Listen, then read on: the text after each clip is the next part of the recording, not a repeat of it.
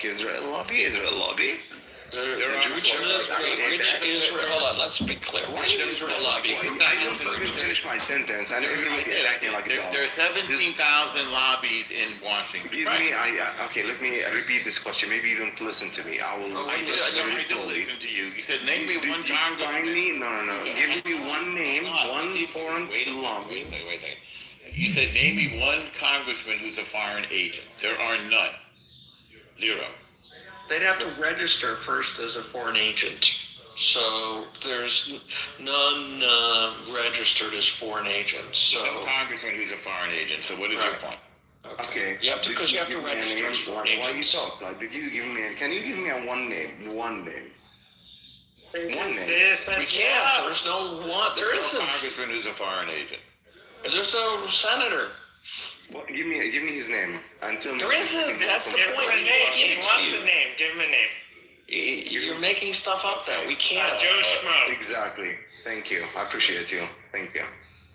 So you have no point, correct? Right. He wants something that we can't give him. No, I don't think he wants something. I think he doesn't speak English. It's oh my God, this is very weak defense. No, let him speak. No defense. Exactly. What was the lobbying group that you were referring to? You said a foreign lobbying group. Which lobbying group? No. I'm talking about ABAC. ABAC is an American lobbying group from American dollars. Look, I suggest you go to the Federal Election Committee, the FEC. They have a database where you can look at every single campaign dollars and the addresses from Americans, because they're only allowed to take money from Americans, okay? And you will see they're only Americans giving some places $36, some place $2,000, some place $1,500, some place less. You'll see it's a list of just Americans. It's not like, Yeshua ben so-and-so from Israel. No, those names don't exist because it's an American lobbying group. But if Yeshua so-and-so from Brooklyn wants to give money, he's allowed to. Sure, because he's an American. Exactly. It doesn't mean there's some grand conspiracy. Just because an American wants to give money to an American, there's nothing wrong. Israel is not even. And guess what? Like the chemical industry. Israel is not. Hang on a second. Israel is not even in the top 10 donors. Yeah, there's so many. The chemical industry, big pharma, Joe DuPont giving money to the American government. How come you don't talk about him? Yeah. There's I think they gave a total of 390 million or 470, some insignificant amount compared to all of the other all the other lobbying. Talk about him. Is that El Normo? Are you the one who defending Epstein? You don't think he's a pedophile? Correct me if I'm wrong. You're wrong. You don't think. So you think he's a pedophile, right? He's a horrible, disgusting, twisted, manipulative criminal. The only thing maybe anybody could say is he needs due process rights. That's about it, right? Well, he's dead. He doesn't get due process. He already lost his due process the first time. Yeah, exactly. Okay, but don't call me anti-Semitic and that bullshit, okay? Can I ask you a question? You're on the trajectory to be anti-Semitic. Anyways, why most of the pedophiles are Jews? Like, what's the secret? Whoa. Okay, show me. Hold on. Stop. Show me statistical data that shows per 10,000 population or per 1,000 population, pedophiles have a higher incident rates of pedophilia than non-Jewish pedophiles. Show me that data, and then we can have a discussion. Because guess what, Bob? It doesn't exist. In Iraq, the age to marry is 9 years old. So is it pedophilia when it's legal? If it's not against the law to marry a 9-year-old, can you really call it pedophilia? It's their culture. And I think it's wrong of you to judge their culture by our standards. If it's normal for a Muslim to marry a 9-year-old, it's wrong of you to judge them. With all due respect, Ray, didn't he marry a 6-year-old? Listen, you're using Western values to judge people. Okay, and that's wrong. Saying, even amongst good point, Randy. But even amongst Western countries, Joe, show me the date, because you made this point that why are all pedophiles, what was your claim? Why are all pedophiles Jewish? He doesn't know. He doesn't He has no consider data Muslims to be with pedophiles. which to It's not have. illegal. Okay, no, forget the Muslim versus. So just Forget the misunderstood. underage. Just use Western democracies, Western governments where the age of consent is 17 or 18, whatever it is, and show me that there are more Jews doing this perverse act than non-Jews. When you have that data, come back and let's have a Someone sent conversation. me a back channel asking about all the priests that fooled around with boys. And again, I don't think it's fair to judge priests by Jewish standards. That's their culture. And the point is we have to take each culture on its own and not judge it by the culture of other people. That's... Any response, Joe? I think a lot of Arabian countries have ages of that are around 9, 10, 11, 12. Yeah, but the issue so comes I from would- reporting. It's a teenager, Hold on, Norm. 12 is a teenager. The difference again? becomes So, Norm, I was- reporting these kind of crimes. Like some people say, "Oh, why is the infant mortality rate greater in Israel and in surrounding Arab countries? Why is it so high?" Yeah, it isn't because the reporting standards in the surrounding countries are so poor that if they had the same kind of reporting levels, it would be. What does that have to do with the age of consent? But they're shaheeds. No, I'm just saying the They're data shaheeds. They're is martyrs. based on how you We were report. talking about the age of I understand. You just brought up something that's based on reporting. So if I brought up the age of consent. correct, so rape and other things requires I'm talking about valid rape. I'm talking about marriage. marriage, rape, anything that Marriage is requires different than report. rape, as far as I know. Of course, but anything that requires validation of data to say I'm something talking happened. about the law, not data. That's right. That's true. Okay, I can't explain it a fourth time. Why did they lower the marriage age to 9 in Iraq? Does that make them a nation of pedophiles? No. Well, again, you're using American standards. A 9-year-old, first of all, Iraqi 9-year-old girls are very mature. Okay, much more mature than Americans. I wouldn't say that, no, Randy. No? Well, we liberated Yeah, Iraq. what I heard, okay, So we liberated really quick, Iraq. 2 seconds, Aziz. We So, liberated Iraq, remember? Norm, so I read in the New York Post that in Afghanistan they passed a law that men are allowed to beat their women again. Did you read about that? Yeah. And you know what? The women are going to listen a lot more now. No, that's not funny. That's not funny. As long as they're chicks, though, it doesn't matter, right? Dude, Wait, so like, I don't even know what does that word That's mean. not nice. Don't worry, Randy. You'll find out. You'll find out, Randy. Don't Yeah, worry. right. When I go to Iraq, I'll find When out. your daughter enters Israel, you'll find out. When I go to, I've been in Israel many times. Well, It's a when you do beautiful it, place. Do you know that a quarter of all the doctors in Israel are Palestinian? How could it be apartheid when a quarter of the doctors are Palestinian? You know how many doctors there are in Iran, Jewish doctors there are in Iran and the whole Arab world? Under 10. Okay? So who's the apartheid country? You tell me. Well, the ones that consider non-Muslims dhimmis or second class. The ones that expelled all the Jews and committed ethnic cleansing. Yeah. The ones that ethnically What about cleansed their the Christians. ones that say convert or die? Those? Yeah, so that's how, that's the whole Middle East. But you know what I said to my Palestinian doctor? What? I said, doctor, give me the news. I got a bad case of loving you. Damn. No pill gonna cure my ill. I got a bad case of loving you. Who sings that? Robert Palmer. Although I forgot who wrote it originally, but yeah, I'm singing it now. You know, I'll take all the emojis I can get. I'm trying to get to the 1%, please. Thank you. I'll be here all week. Unfortunately, I can't react to myself. If I could, I'd be in the top 1%. I mean, you live in the Upper West Side, so I mean. Hello. I said doctor, I'm not sorry. doxer. You live in. I didn't say doxer, you little maniac, you. You live in clergy maniac whose brother pays $40,000 in taxes. Wow, You have 5 brothers, don't you? You have 5 brothers, remember? Docs is right, baby. What's good for the goose is good for the gander. I was paying you a compliment there. Yeah, I'm paying you a lot of compliments. Okay? I'm gonna dox you, dude. I'm really gonna dox you.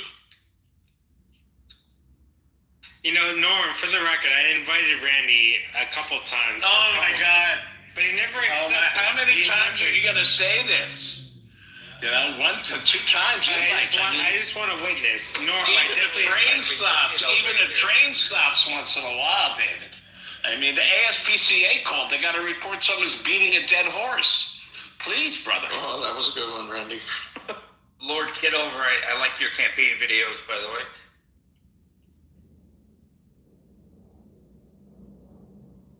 He's from Chicago. We got to get a beer in Lakeview, right? Joe's been awfully quiet. We silenced him. Joe is booking a flight to Iraq right now.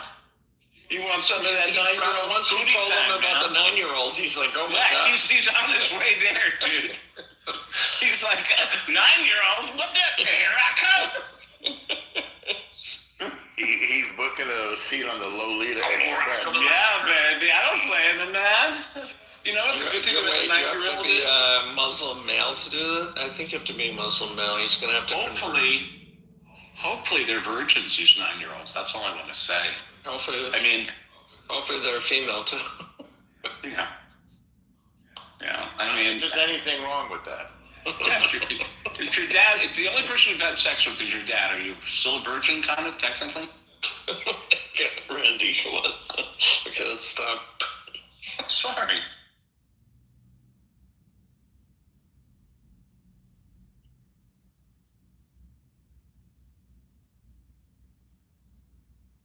It's good to see all you guys, okay? I don't care what you say, I like you guys, all right? We get it. Yeah, we get it. Yeah, you know what? You know, the Chicago accent and the Buffalo accent are the same. Have you ever No, noticed they're that? not. Are you? Yes, they are. Oh my God, you have officially lost it. Into it. I was trying to do a hard Chicago accent. No. Buffalo, I know a guy from Buffalo. He sounds just like he's from Chicago. I said, you sound like you're from Chicago. He said, yeah, I do. You're from Chicago. Yeah. I love this place. Chicago. Chicago. It's with the, so they do the with the A, you know, the you know.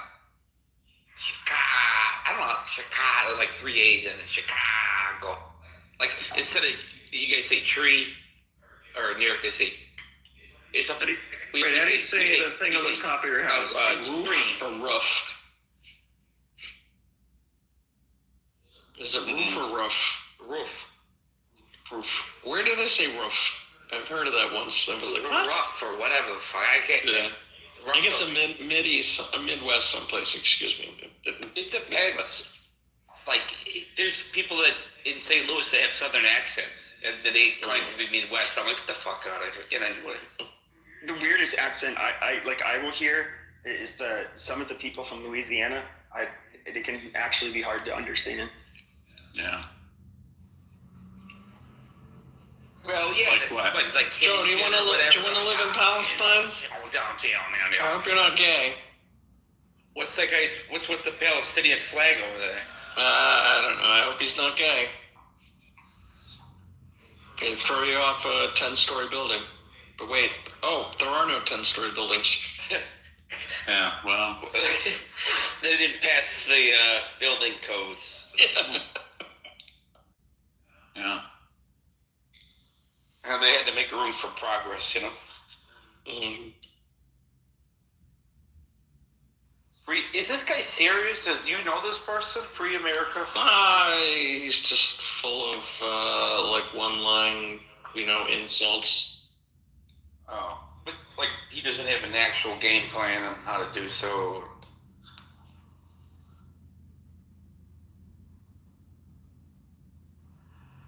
Joe, how can you occupy something that's never been a state? That doesn't make any sense. He probably doesn't even know that Jordan occupied the West Bank before Did Israel. he ever talk, or he just uses like he was talking. He was just babbling away. Listen, Wait, if it was most a state of the that so-called 30 seconds to say something before he's removed. If it was never a state, then that applies to Jordan as well. I'm sorry. Let me be clear.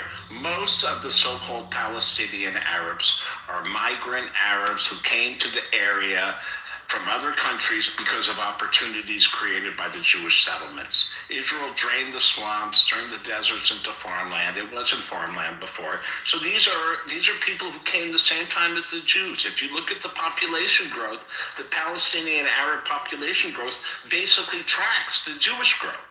More Jews came, they needed more laborers, and more Arabs came for opportunities. It's not like there was some big Palestinian society with a king or a... But they outnumbered you guys by quite a bit. I mean, right before... At what point? When did they outnumber? In the late 1940s. No, they didn't. That's just... No, You're statistically wrong. Let me look it up.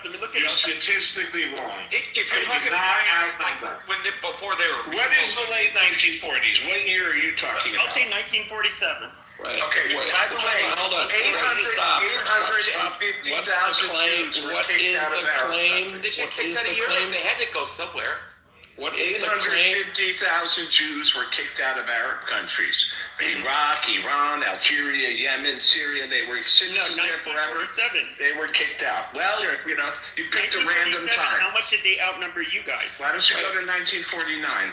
What's the claim, Pepe? Oh, that the Arabs that were living in Palestine and what is today Israel, they grossly outnumbered the Jewish population. Listen, after every war, there is an exchange of population. Every war.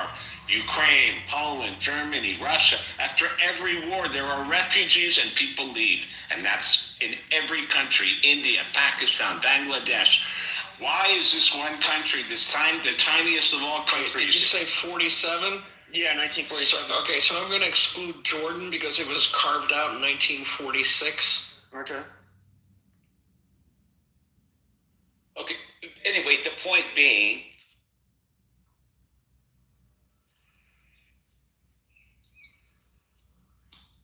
you know, after Pakistan was created, millions of people had to leave India. The good news is that they weren't kept in refugee camps forever, and they weren't used as political pawns. They were resettled, like the Arabs should have been resettled in Jordan and Egypt and Lebanon and Syria. Instead, these countries kept them in refugee camps till today in order to... You got a month. they're political pawns.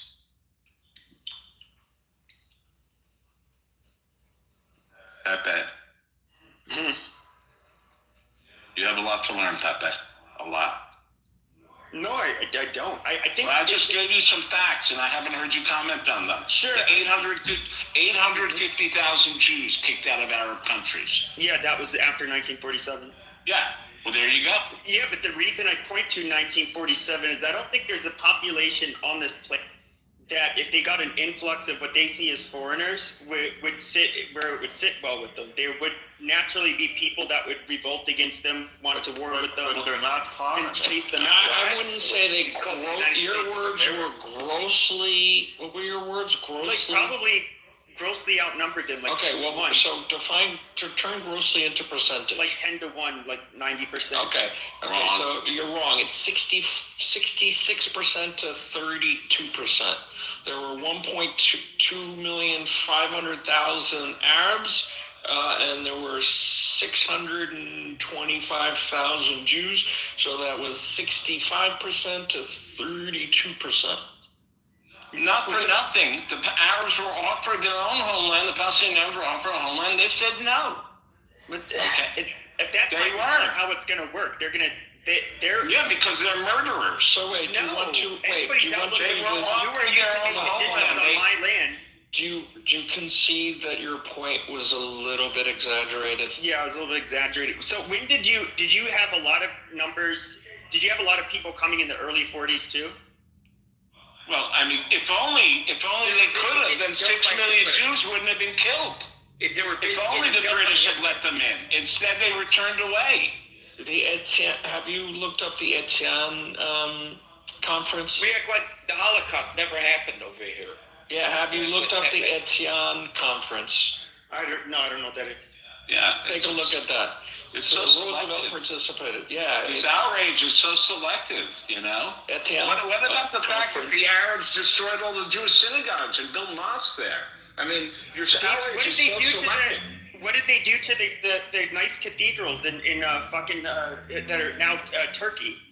But that you talk to the Turks Turned it about into that. mosque. I know it. That's a different room, Pepe. You bring your anger to the Turks, but you don't do that because the Jews are easy picking. It's easy to pick on Jews. A Turk would kick your ass. A Jew will actually engage you in conversation. A Turk would kick your ass and say, "Get the fuck out of here." No, I beat the shit out of this dirty Turk in real life. Yeah.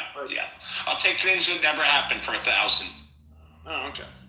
All right. Alex, Yeah, I wait, don't was know that any like a Turks. game show reference? Things that don't Yeah. This guy, okay, he's a Philadelphia lawyer over here. But no, here's the part that I don't. Here's the part, and I don't know. Maybe it's because. Well, that's the most honest thing you said. You don't know. So when you Yeah. learn, So come back. hold on, Randy. Calm down. I'm So- calm, buddy. I mean, I don't. Miss, I am very calm, ma'am. Do you think there is anybody that would be that if they were in the Palestinian situation that would be they would sit well with them? No. Well, tell me this. There's been, you know, this is the only place where terror is tolerated. Do you think American Indians have a right to blow up buildings in New York City? I mean, since their land was taken, do you think they should be doing terror in New York? Hundreds of years ago. Would you justify that? Would you say, yeah, Native Americans have a right to do violence Sure, all over but New you're York talking City? about them like challenging the Israeli state literally within the same year that it was founded. This guy's so The Native bothered. Americans, I'm talking about 2023. I'm talking about 80 years later. Would you, you know, that we're talking about right now, not then. We're talking about right now. There's still doing terror. Yeah, they're going to do it, especially. Right. So They don't- do you they think don't have American their own Indians state. should be blowing up buildings in New York? Do you think they should? Because their land was stolen, right, Pepe? There's some of them that feel that way. Yeah, Yeah, but do you think it's justified? That's my I question. wouldn't say that. Okay, well there you go. It's called the double standard. It's not a double standard. I'm You surprised just said that you that guys you consider wouldn't. them They're murderers. not justified, but the Palestinians are. It's a double standard. No, I think that like I said, I think there's always a real. Listen, I When stumped you you. have You can separatist admit it. groups, they often have like a real grievance. This guy's so right. annoying. Why do you listen to him? I don't know why he's here. He likes to bait Jews. He's got a problem with Jewish people. He should be kicked out. He's not tolerant. I don't know why we tolerate him. The Because Turks wouldn't I tolerate find him. it quite funny. Tucker asked a question to the other, the guy, I don't know, who was in Israel, who's the ambassador of Israel. But if you look at the historically of European, Irish have their own language, Welsh have their own language, the Scottish have their own language. There is no such thing called English. It doesn't make like the European Jewish had Yiddish. So it doesn't make any sense. It was. What about Hebrew, Riri? Yeah, but Yiddish is defined like European Jewish. What about Hebrew, She's though? gonna- With she's all European fucking Jews and Hebrew.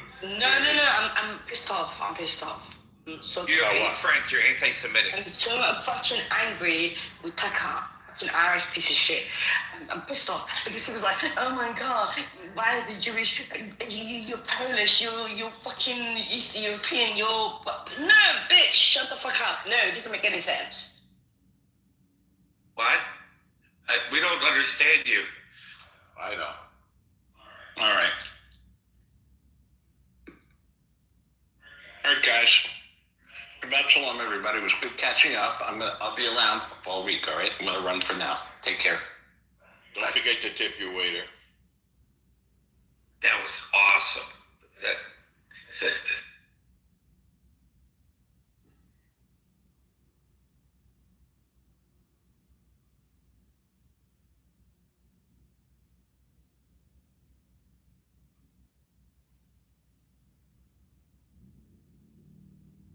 back everybody to Iran war, Israel, Palestine, USA. Absolutely no terrorists allowed because we know there's a lot of terrorist sympathizers and promoters floating around this app. Pepe, you're not a terrorist. No. No, Pepe is anti-terrorist. It's like being anti-racist. Well, I would just say this. Just like how you can look at the Basque, you can look at the, I don't know, the Corsicans, they would do it. You had the IRA. You had people that would assassinate officials, blow shit up, usually aimed at fucking with the federal government. Or like the mafia. And so, like, I'm not going to say that, like,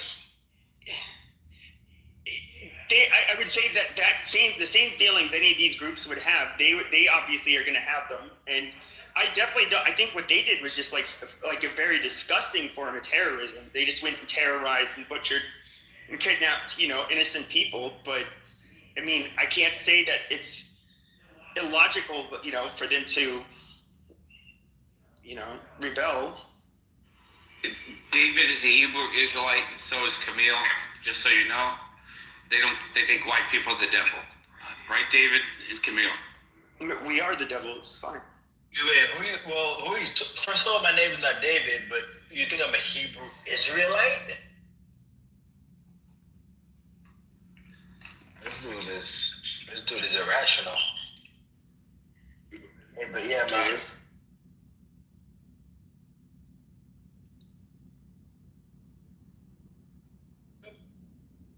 So the last room I was in, the Persian people were begging for Israel and the United States to intervene to throw off the shackles of the occupying Iranian genocide regime in Iran. These people do not want to be oppressed by their government.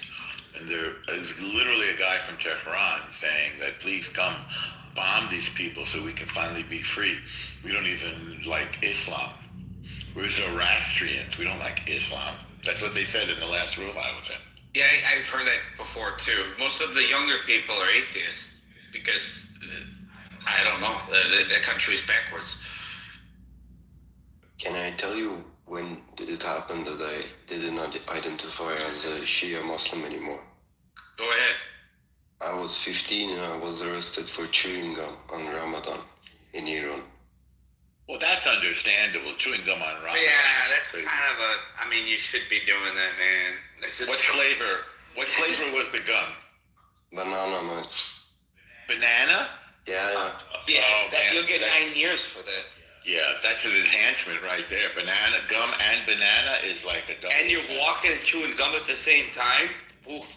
Yeah, man. They just put handcuffs and then I took another one. What's that? They put handcuffs on me, yeah. They were threatening me. They said just spit it out or something. And then I started chewing another one. How could you if you were handcuffed? Your story is I was handcuffed in front of me, not to my back. Oh, okay. Which pocket did you have? That was probably the religious police. They don't know how to lock people up good. No, it was the regular police. Which pocket was the gum in? The left side. Left side. I see. So you were able. You were able to get. You're probably telling the truth. I mean, why would anybody make that up? Well, we got to check the details here. Okay, you can go through the detail. So you were walking, you were chewing gum, and it was banana gum. So that's like 3 offenses. And then you reached into your left-hand pocket. Left is bad, by the way, in Iran, as far as I know. They hate the left. And you put another piece in your mouth. Did they hit you with a stick then? No. Then there were some old guys. They came. They said, why you're doing this or something. It's a kid and stuff. And then they said if I spit it, they will let me go, and I did, and I went. But I took one extra before I spit it. Another chew. No. Look, they said spit it. I took another one. Yeah. Then these old guys came, and it was like. Real quick. Sorry to interrupt, but we have Buttercup, a beautiful little cup of butter, who really is a subject matter expert on the topic. I'm wondering if we can all, that was a wonderful first-hand account from what that man was saying. Yeah, I think his government just blocked him. You think his government sent him down? He shouldn't even be on club. I mean, I think that's what happened. Yeah, they're censored there. It is Ramadan. The beautiful Bima my favorite begonia in the house, who was a vocal. Did somebody send him down or something like that, or did he go down? I didn't. I was surprised to see that. Lord, you didn't do anything stupid, did you? Yeah, that was me. Why are you ruining your own room with that? Let me show you how it works. I'm going to show you, Jacob, how it works. So that's called the goo. We're trying to stay focused and concentrate on the Iran war between Israel and the United States of America, with Palestine caught in the crossfire. There's no terrorists still out here in this room. We're trying to draw up those from below who we think could make excellent contributions to the discourse. That could be Buttercup or Bima. It could be other individuals, but we want to give room for everyone to speak, including him and Camille. Can I make a suggestion? We should all raid Prince's room, where they think Turkey and Arabs are going to carve up Iran after the war, or after a coup or revolution, or whatever they want to call it. These guys don't know history, don't know geography. Why did they think it's Turkey and not Saudi Arabia? They just said Arabs/Turkey, or Turkey/Arabs. Turkey has the big army. Yeah, Turkey's the only. Yeah, but they have no forward projection of that army. They have no logistics. They have nothing. So far away. Does that mean that everyone's betting now that the regime will fall if there's a war? Because it sounds like they're saying it's a sure thing. Yeah, the longer it goes on, the less likely it is to fall, is sort of my take, but hopefully it will. I'm surprised that those guys think it's going to fall. Like, they've been kind of... No, the whole thesis of their argument was, if it does, will it balkanize? And I didn't hear them say if. I heard them say they will. No, it was definitely if it falls, will it balkanize? It has the highest potential to balkanize, but it's been integrated since Cyrus the Great for so long that no, they're never gonna. Yeah. They do seem to have a strong sense of national unity, but there are dissident groups like the Kurds and the Baluchis and the Assyrians who feel oppressed, never mind the Yazidis. You're supposed to say the Yazidis, and then I'm supposed to say, I told you, never mind the Yazidis. Yeah.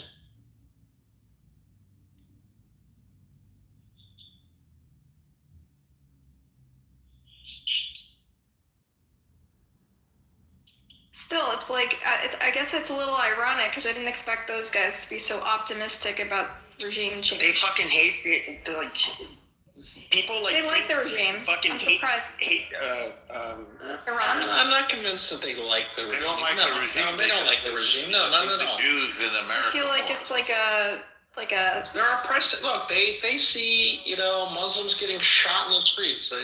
Whether it's the Israelis or the regime, they don't like it. So you see a bulwark against the Israelis, though. It's Yeah, like but they're also all Sunni. And they think that they don't have a positive opinion of Israelis are not shooting people in the street. That's the IRGC, the Iranian genocide. No, I'm saying whether they perceive, as in Gaza, Israelis. We're talking about a pro-Pali room that's optimistic about the regime falling when they've been saying this whole time It's that if intervention it's in their mind, Norm. It's in their mind that they see. Well, their fallback position is that there's a new caliphate led by Turkey, which seems pretty ridiculous. Remember, we just withdrew from Syria. I mean, they've just been taking one loss after the other, so they have fallback position after fallback position, in which somehow they're going to win in the future. Someday, somehow, Israel will fall, the U.S. will fall, and the caliphate will rule once again. It's a little far-fetched. It's a lot far-fetched. Yeah, I mean, Iran has definitely got to go. It's a coping mechanism. As they see the United States, even though they say, oh, now the world's waking up to Israel's blah, blah, blah, blah, gay pride, blah, blah. But then they see that the world's greatest superpower is formed a indelible partnership with Israel, both militarily and in terms of intelligence and geopolitically, and even economically, and they're like, well, the caliphate's going to come. This is like people who lost the Civil War saying the South will rise again. Is that ridiculous? What they do is they've done this over and over. The more they attack Israel, the more they strengthen the Jewish people's resolve. And the more they make it clear that our defeating them is necessary and justified. So they sow the seeds of their own doom. Israel's never been stronger than it is right now, ever. Yeah, I mean, America and Israel is like best friends. They are. They just recently recalibrated our alliances, and they deemed Israel the most capable ally, the best and most capable ally. Yeah. What did you say, Ruchel? I said that's a great take. We're besties. Why isn't Israel part of NATO? What's that? Then why isn't Israel part of NATO? I don't know. What does that have to do with the conversation? I don't know. They were such a capable ally. Yeah, you think it's the most capable ally. Do you know what NATO stands for?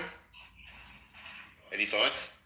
It's the North Atlantic something. So is Israel in the North Atlantic? Yeah, you don't necessarily have to be in the North Atlantic. That's the basis of the alliance. It was to oppose Russia in the Soviet Union in Europe. Isn't Georgia part of NATO? North Atlantic Treaty Organization. Isn't Georgia part of NATO? That's a lot of different countries. Georgia is allied with Russia. No, part of South Ossetia is aligned with Russia, but Georgia proper isn't. Georgia is under de facto Russian rule. They've become like Russia reestablished its dominance over Georgia. All right, I'm trying to do the math. You're a mathematician, Jakob. How many places is this conversation currently being beamed by Lord Kitover's many accounts? Because he has 70 phones. No, I don't know. At least there's too many variables. I have no clue. How many phones? How many channels? And also, who cares? That's not the subject of the room. Yeah. it's a fun math problem because there's so many. So you can do that look. You know basic I thought you liked math, Jakob. I do, but this is basic math. You know basic math. I think it's the number of Kitovers Okay, all right. to the power. Let's not go off the topic of the room. Stop muting me, you fucker. Don't call me that. You can call me that, I guess. Anyway. I prefer you not call me that. Thank you. Annoying, foul-mouthed, vulgar child. Yeah, don't you know we're on semen retention? Wasn't it the guy that said, like, you know, using a foul language says more about you than it says about me? I think that's true. So how many empires do you think lasted more than 300 years? I don't know. Roman is one. The Greek, the British, the French, the Spanish. French didn't. No. Sorry for the French one. The Roman Empire is actually distinct from the. No, the French Empire still exists now. There's French territories outside of mainland. Dude, Rome got dominated by Christianity. Like, it's crazy. Well, actually, Rome got dominated by the barbarians, the German army, or Germanic. Well, the French. So was like large part. Was mostly part of Rome, but what?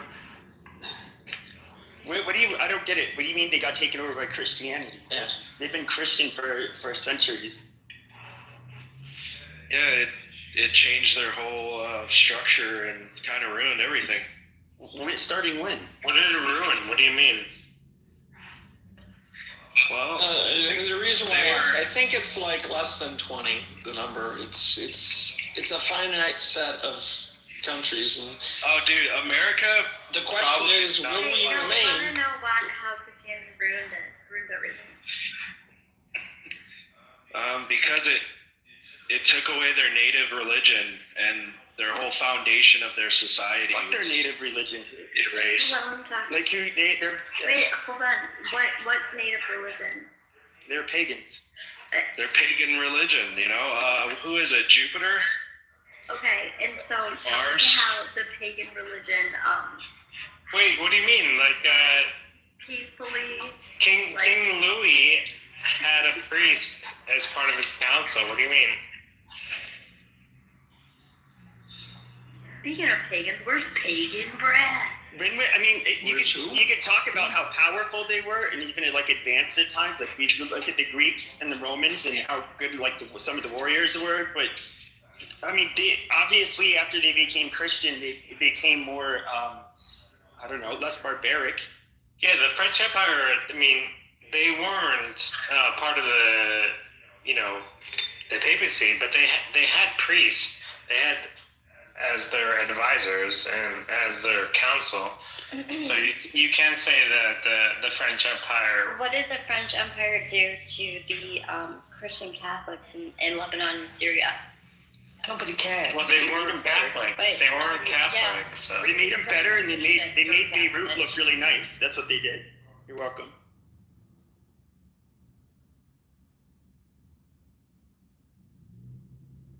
Yeah, but they were given that area. They didn't conquer it. They weren't given that area. Look at the Sykes-Picot Agreement. They took over after the Ottoman Empire. Yeah, that means they were given Okay, it. that's fair. Okay. The British you're right. beat the Ottomans, and the Sykes-Picot Agreement said, "Hey, you get north of this line, we get south of this line." What did the French do that was so bad to the Lebanese? They turned it into Monte Carlo. Yeah, I've never heard. Moved to America. How about that? they turned it into the Paris of the Middle East. Yeah, you guys didn't flee. The Lebanese didn't flee because of anything the French did. And are you Lebanese? Yes, I am. Huh? Yeah. So tough. When's the last time you were in Beirut? No, I hadn't been. I would like to go one day, but now's not the time. No, I highly suggest you don't. But I heard that it was absolutely beautiful in the pictures. It was beautiful. Yeah, it's a shithole now, dude. It's like really deteriorated. Yeah. No, but Lebanon is not a shithole. It's not. It is. I don't mean this in a mean way. It's just like everything that was nice, it's torn down. It's very You're poor. trying to be English. You're trying to be British. You're trying to be Scottish, Welsh, Germany. No. I think like my country's from Somaliland. I'm from Somaliland. It's beautiful. Well, Somalia is. Yeah, that's an improving shithole. That's an improving country. Yeah, it's not a shithole. It's an improving country. Somalia is a goddamn. No, it's not Somalia. It's Somaliland. Correction, Lebanon. Yeah. There's a difference. Somaliland is an improving shithole. Somalia is a complete shithole. That's like Manhattan versus the Bronx. Yeah. No, both of them are going on a downhill trajectory now. Oh my goodness. But we're rooting for Somaliland.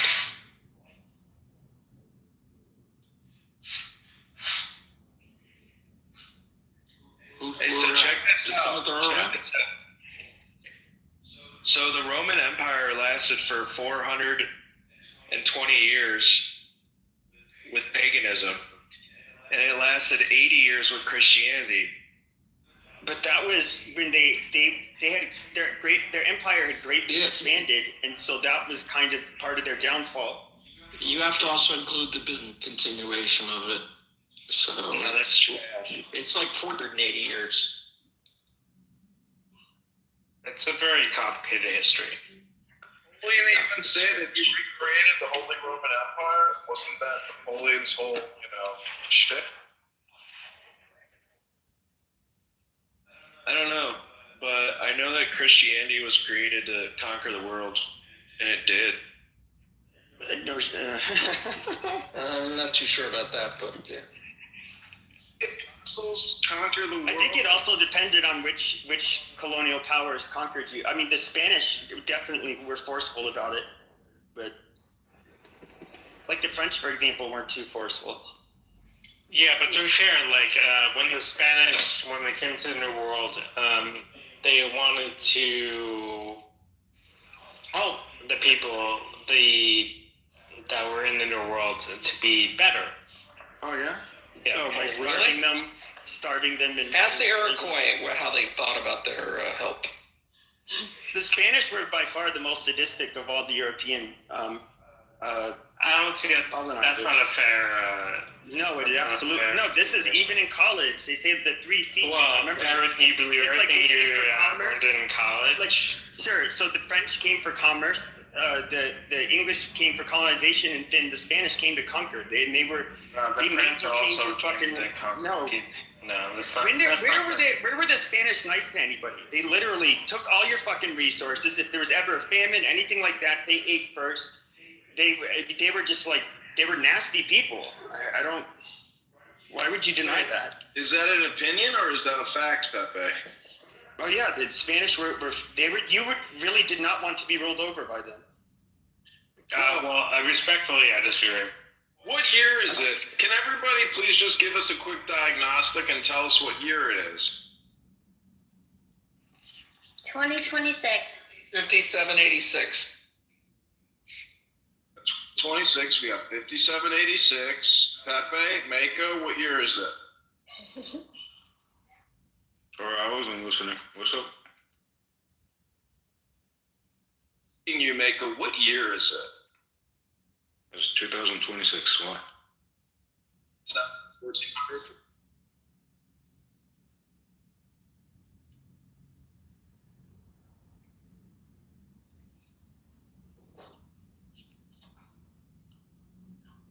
I mean, to be fair, the Spanish they also like slaughtered Europeans that weren't Catholic too. That happened on a number of instances. Well, the Italians did that as well. So do we? Where were the Italians? Italians were in North America. Wow. No, he was saying about in Europe. No, I'm talking about here. Oh, here? Okay. Well, the most who killed the most people in the New World was Spanish. British. With all due respect, the British and the French did the most quote unquote. No, the French barely had any land. The French and Indian Wars. You know how many people died in those wars? What are you talking about? You know, I will point out that I read that the British Empire was able to expand to every part of the globe for one reason and one reason only, because of the mechanization of the rifle and the ability to automate, the discharge of bullets at high scale, high velocity at scale. So, without that ability to say STFU or we're going to give you a Gatling gun, that's they had no Gatling guns until the Civil War. Well, you see my point about the ability to deliver a high volume. Yeah, a single barrel. We actually had in the Civil Sorry, War. John. I'm getting very technical when it comes to armaments. The repeater rifle. We actually had a superior. Yes. We actually had a superior rifle. What was it? The best, the BESS, I believe. But I think it had slightly some rifling in the barrel, but it was a little bit more accurate out to a longer distance. So it was more about the war tactics on the ground that gave America the edge over the British and the French and the Spanish. Well, I'm looking at an interesting historical document. It says the law of the strong. This is our law and the joy of the world. And that's, a British Kabbalist. Now, Pepe thinks that the Spanish were the most merciless conquistadors. But what was the philosophy of the Spanish conquistadors, Pepe? They were probably just like they just got done getting rolled over for how many fucking 7 or 8 centuries by a bunch of fucking. Yeah, but I think you're being over negative towards the Spanish Empire. No, I don't think I am at all. Well, can you give evidence that you're not? And they were absolutely the most religiously intolerant. But there's nothing wrong with being. The English. And with all due respect, they were a lot worse than the English. Well, that's why we had people come to America is to escape. Yeah, they weren't slaughtering them upon contact. Okay, but with the Spanish. Don't say that the British weren't being the Spanish were, dude, they were like negative to people who they were don't basically believe like in jihadists. things. They were Catholic jihadists, dude. I don't know how else to put it. They did genocide Andalusia, so I think he has a point. And I ask you, what year is it? Is it 2026? Is it February 21st on a Saturday? Are you all here right now? Hello?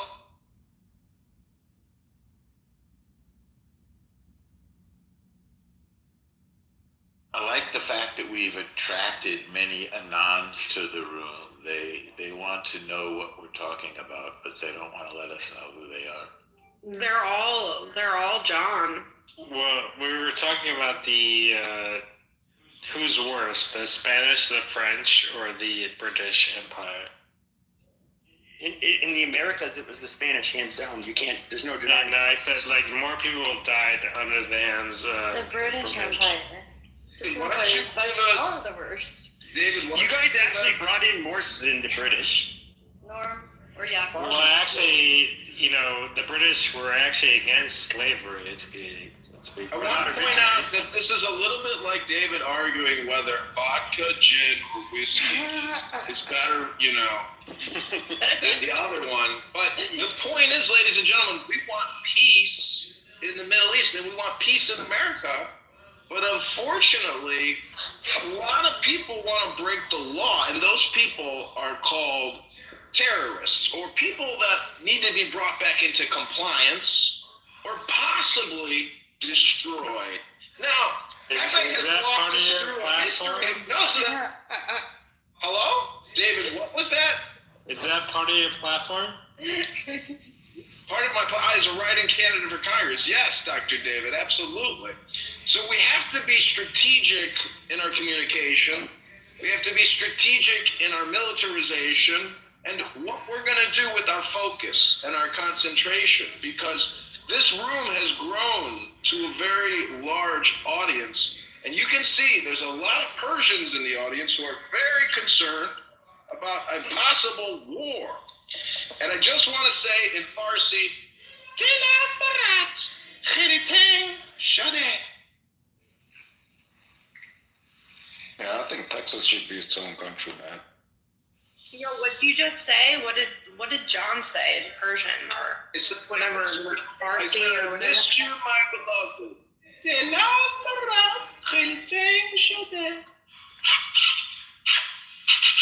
Can we get someone to confirm? So I'm just curious, if we bombed the shit out of Iran and there's no change in leadership, what is actually gained? Well, I think that's an unlikely hypothetical. I think the change in leadership is part of the whole point. Yeah. Just same thing with Cuba. We've already detonated two of our largest bombs on their nuclear facilities. We've already done it. We've already crossed the fucking threshold. Hello? You're talking about the bunker busters. Yeah, but that's a different thing. Well, it's my understanding the fear is that, okay, let's say you do take out Khomeini or whatever, that there's still the IRGC is still able to remain in power, and then they're not going to, you know, they'll still have their military that's going to be armed. They'll still shoot a bunch of thousands of people in the street, you know. Yeah, but that's what happened in Venezuela once the person leaves. It's not Venezuela. Well, I'm just telling you. The government of Venezuela still stands. It's just the president was taken out. The generals are still in command. The vice president. Like, there isn't, like, mass hysteria. Yeah. Pepe, are you asking if this affects the Pepe, are you an apologist for the Khomeini? No, I think it's... I don't like the IRGC, but you have to think the people, and it's somewhat, I think, the West's fault. The people made their... Yes, hold on. The people made their opinion clear. They're in the streets and they're being killed. All right, dude, can I finish? Shit. So, it's kind of the West's fault. We're like, yeah, guys, revolt. You can do this. And then, you know, tens of thousands of them get fucking gunned down, and they're mostly young people. And, you know, it's kind of like, I hope they didn't really do that for nothing. And I want, you know, I want to see, like, if anything is done in Iran, I would want to see them no longer having to be ruled over by the IRGC. Otherwise, Pepe. it's all in vain. Pepe, it doesn't affect the Jews either way. Pepe is not Jewish. Wait, what? Yeah, doesn't I'm not. affect the Jews? Yeah, this has nothing to do with. He probably has Jewish ancestors. No, what is it that you're saying doesn't affect the Jews? Oh, Bombing Iran? Yeah, the Khomeini being replaced or not. Well, sure it affects. Well, I mean, when Khomeini says like that's Israel, I mean, that Yeah, I mean, they're leading. They're sort of. They've hijacked their own country and made it into the big enemy of Israel and surrounded Israel with this ring of fire with the Hezbollah to the north. Get over. Wait, haven't finished. Hezbollah. It's not a slogan. They attack Israel. Hezbollah to the north and east. Right, Hezbollah in Lebanon, Hezbollah in Syria until we kick them out. The Houthis in Yemen supplying Hamas. That's not just a slogan. That's an active campaign to exterminate the Jewish homeland, the Jewish state. So of course it affects the Jews. Your reasoning doesn't conform with reality. Yeah, and I guarantee you, like without a gun to the head, if you ask like a typical Iranian, like. What do you think of, Israel? They'd be like, I don't care. I just want to live. That's all they care about. I love Israel. But it's the head. It's the Ayatollahs. I was like, that's Israel all the time. But the regular Iranian, they don't care about Israel. Just say they just Iranian, want to live. Can you just say, instead of saying Khomeini, can you say Khomeini? And instead of Iranian, can you just say it like a normal American? Why do you want him to mispronounce these words? Nothing, because he's trying to sound like he speaks Persian, like with one word in an English sentence. Respectful of the Well, he's faking the funk. It doesn't come out. No, ask him to say Michelin restaurant. He goes, Michelin. Well, he goes to a lot of Michelin. Well, that's how you pronounce it. Yeah, and 99% of the English-speaking words say, hey, I went to a 3-star Michelin restaurant. Yaakov, with all due respect, having been to a few Michelin-star restaurants, that's how you pronounce it. I'm sorry. And people look at you like you're nuts. Actually, my brother did say that if he tried like pronouncing like one of the things like they say where they actually, it's not so-called being the loud obnoxious American, but it is the people who try to be fancy schmancy and act like they're an expert on French culture and say their fucking words and butcher them, and that is like, I guess, like more irritating to them. He seems sophisticated to me. Okay, I'm not going to apologize, but just okay, saying, like my friends who go to these restaurants, we all pronounce it the same way. So I'm used to like you're hanging out with. Okay, fine. Okay, Yaakov, if you come into my group of friends, you hang out with douchebags, David. That's not nice. I didn't say that, David. Okay, finish with Khomeini.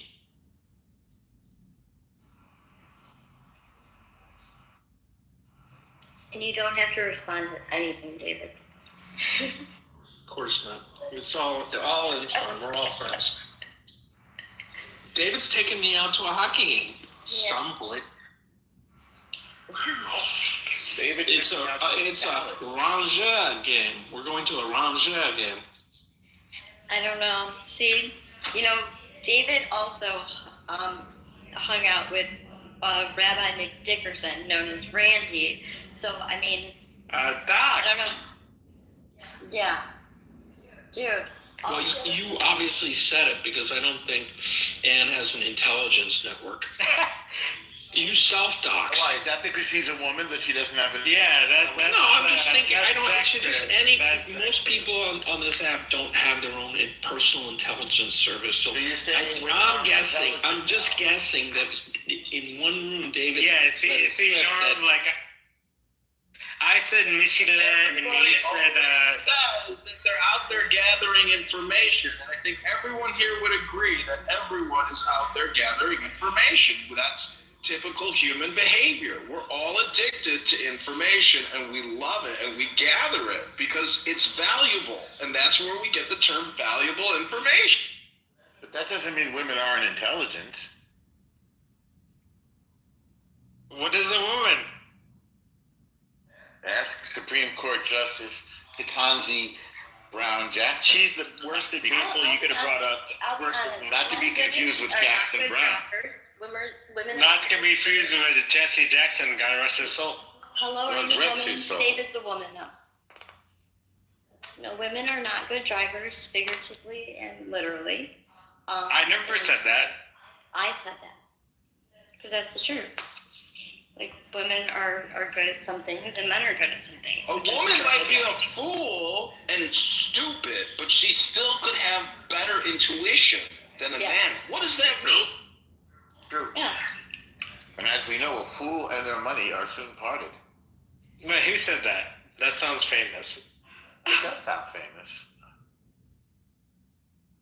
That's cute, dude.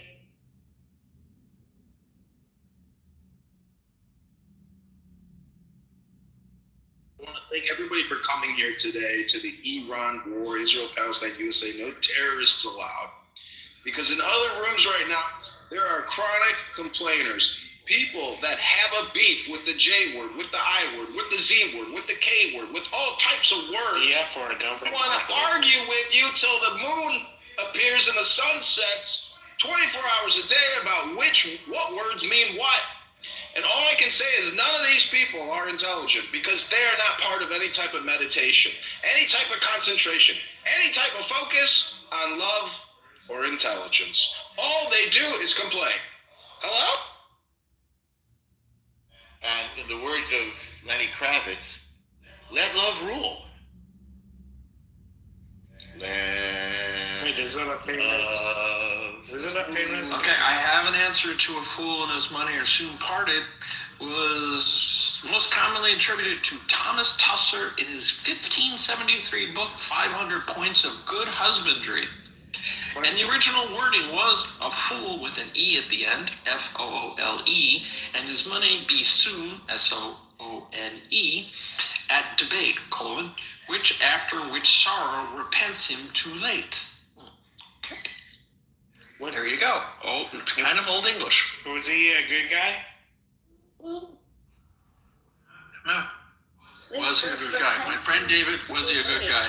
What does it mean by repenting? Well, you know, there's people I've been quoting before, and my friend, I remember I was at a dinner party. Want another drink?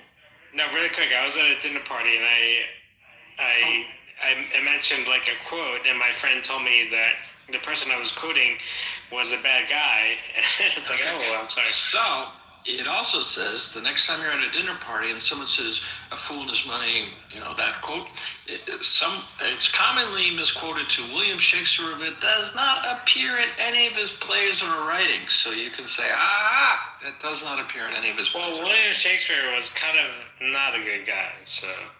What do you mean he was not a good guy? I mean, history, I want to know how he knew about Denmark and Venice. Who was an English major, and she told me the whole history of the idea. Well, actually, he wasn't a real person, or maybe he was, but she basically told me the history of William Shakespeare, and kind of like not a good person, you know. Norm, do you think he was an amalgam? Like in 2026, he would have been, Me Too'd. He would have been, not a good guy. My question, how did he know about Denmark and Venice and all these different far-flung places when he never really left his own city, as far as we know? I mean, you can always read people it in talking book. about it? You can always read it in a book. Oh, you think he went to the downtown library?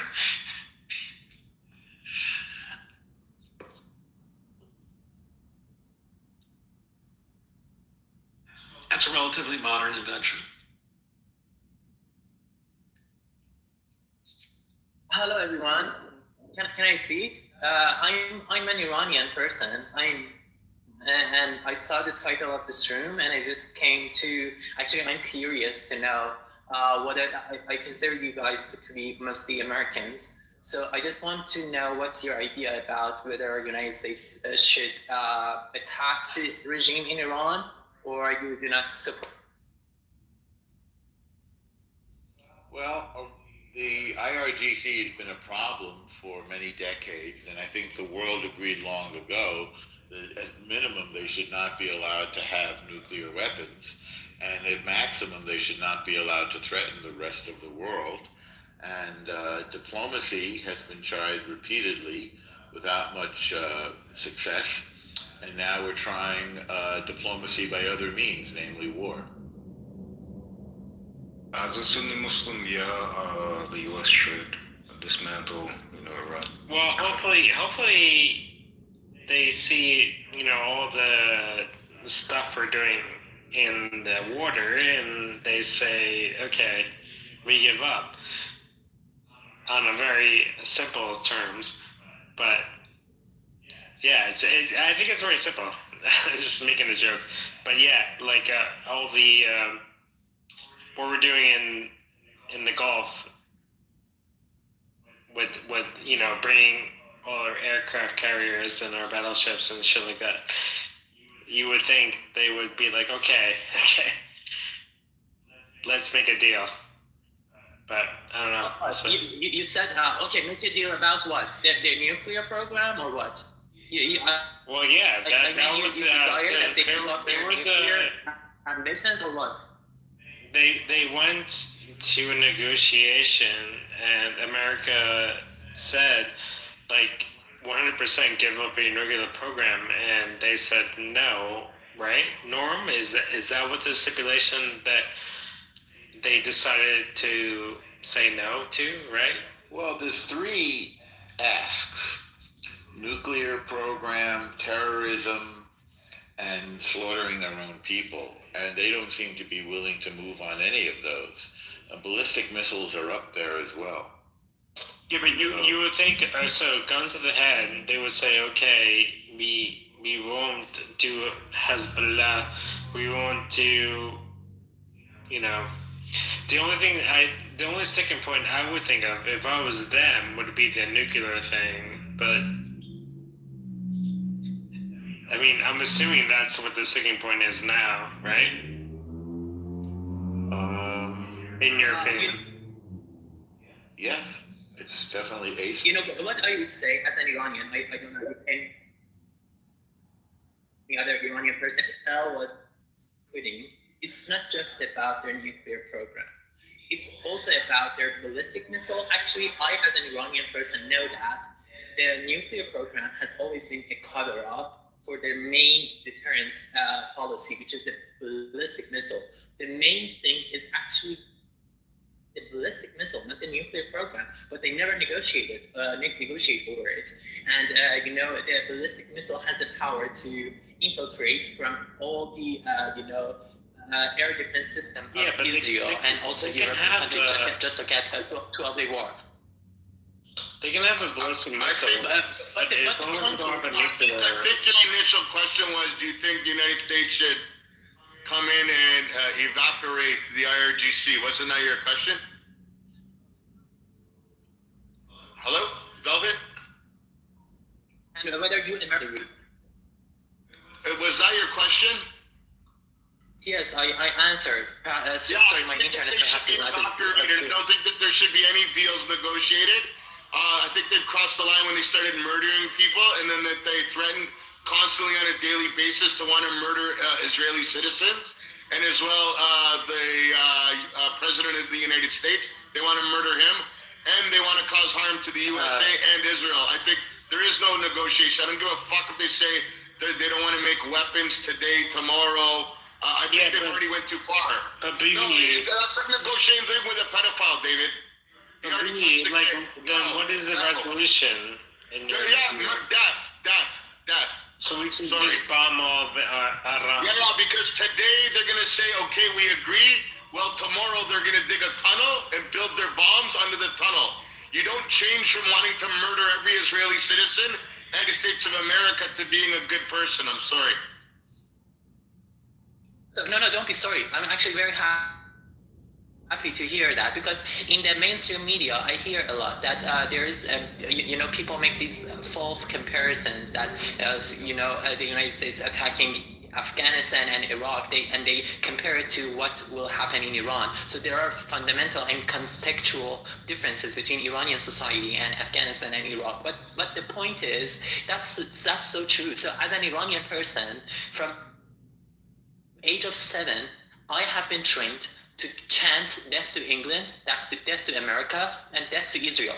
And despite 47 years of this oppressive regime, Iranian people have never hated America. Actually, we love America and we love Israel. We consider that, as opposed to all other Muslim countries in the region.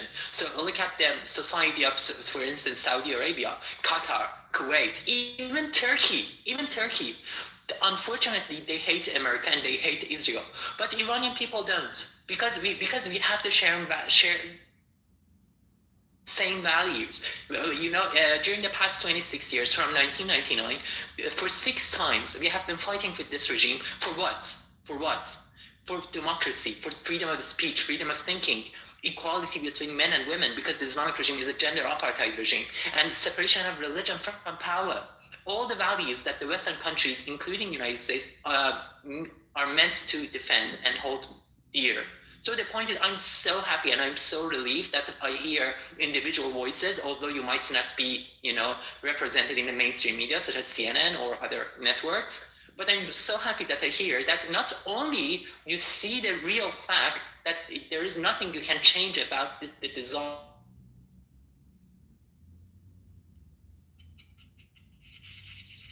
of this regime to destroy you, attack them or not, whether you negotiate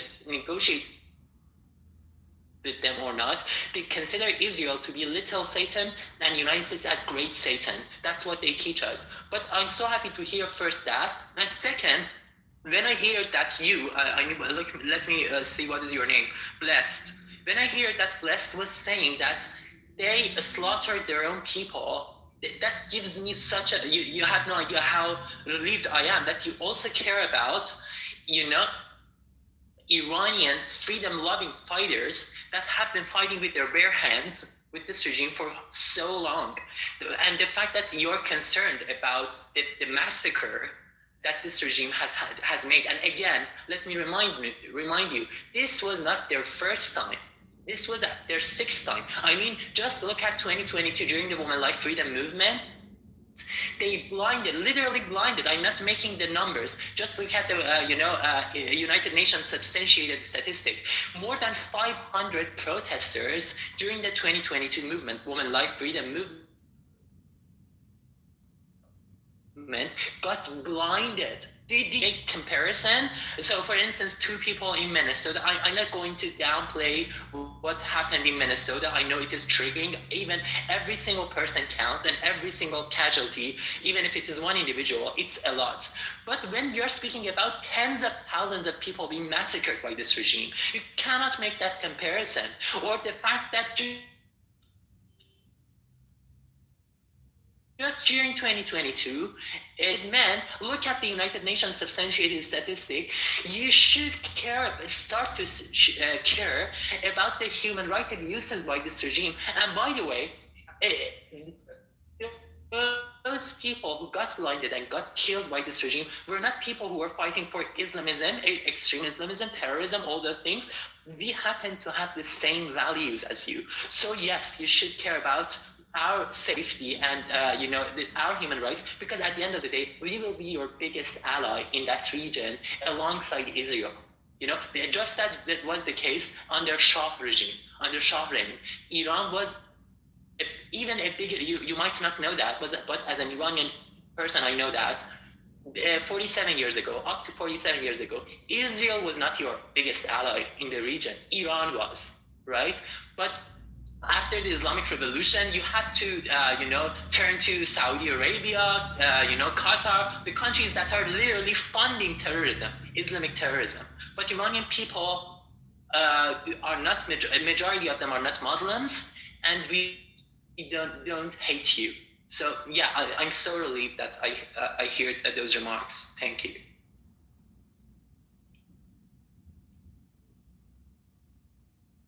There's some beautiful remarks about some beautiful remarks. Thank you for those beautiful remarks.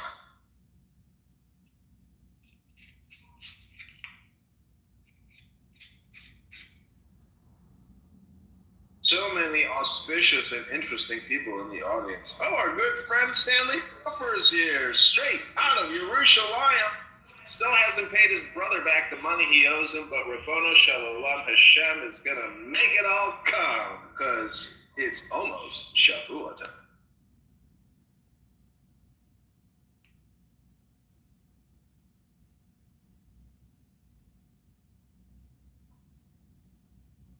Rabbono Shalom. And let me ask you a question. Would you marry a wealthy, handsome Jew if he proposed to you and you two fell in love? Who's that directed to?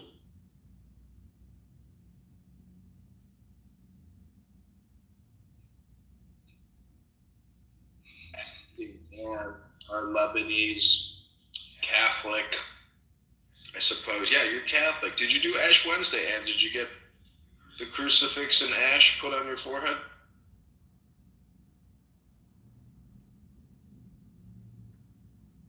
You shouldn't ask that question.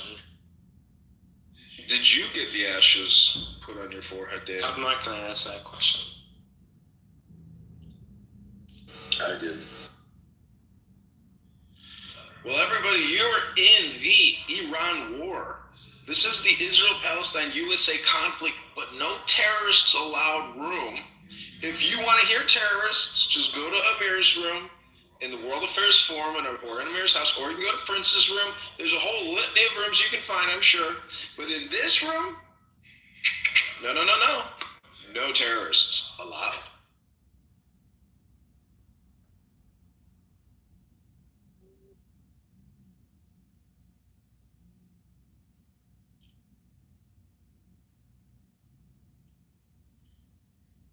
What's up, Momo? Hey, what's up? So what's the word out there? What's going to be with Trump? Last I heard, he's allowing the Iranians to have some kind of symbolic nuclear stuff. Oh, I didn't hear that. Could have misread something. Token nuclear, I don't know what. But, is he? What's He wants to let them save face? Huh? He wants to let them save face? What's going on? I mean, he's giving him a couple days to decide, right? My understanding. I mean, it's better than what Obama did, which is give him a bunch of money. I mean, that's... Did he give them money, or did they return the money that was frozen? Well, I mean, unfreezing money is the same as giving money. I forget how many billions. Yes, and Obama lifted up the sanctions, and that's what they did. They made deals with that regime, with our oppressors. And again, just so you know, the same kind of protests were happening in Iran in 2009. We call them Green Movement, in Persian, Jombesh Sabz, right? People for not a few weeks, but several months, were on the street, and actually we chanted a specific slogan. In Persian we said, Obama, Obama, Yaba Una Yabama.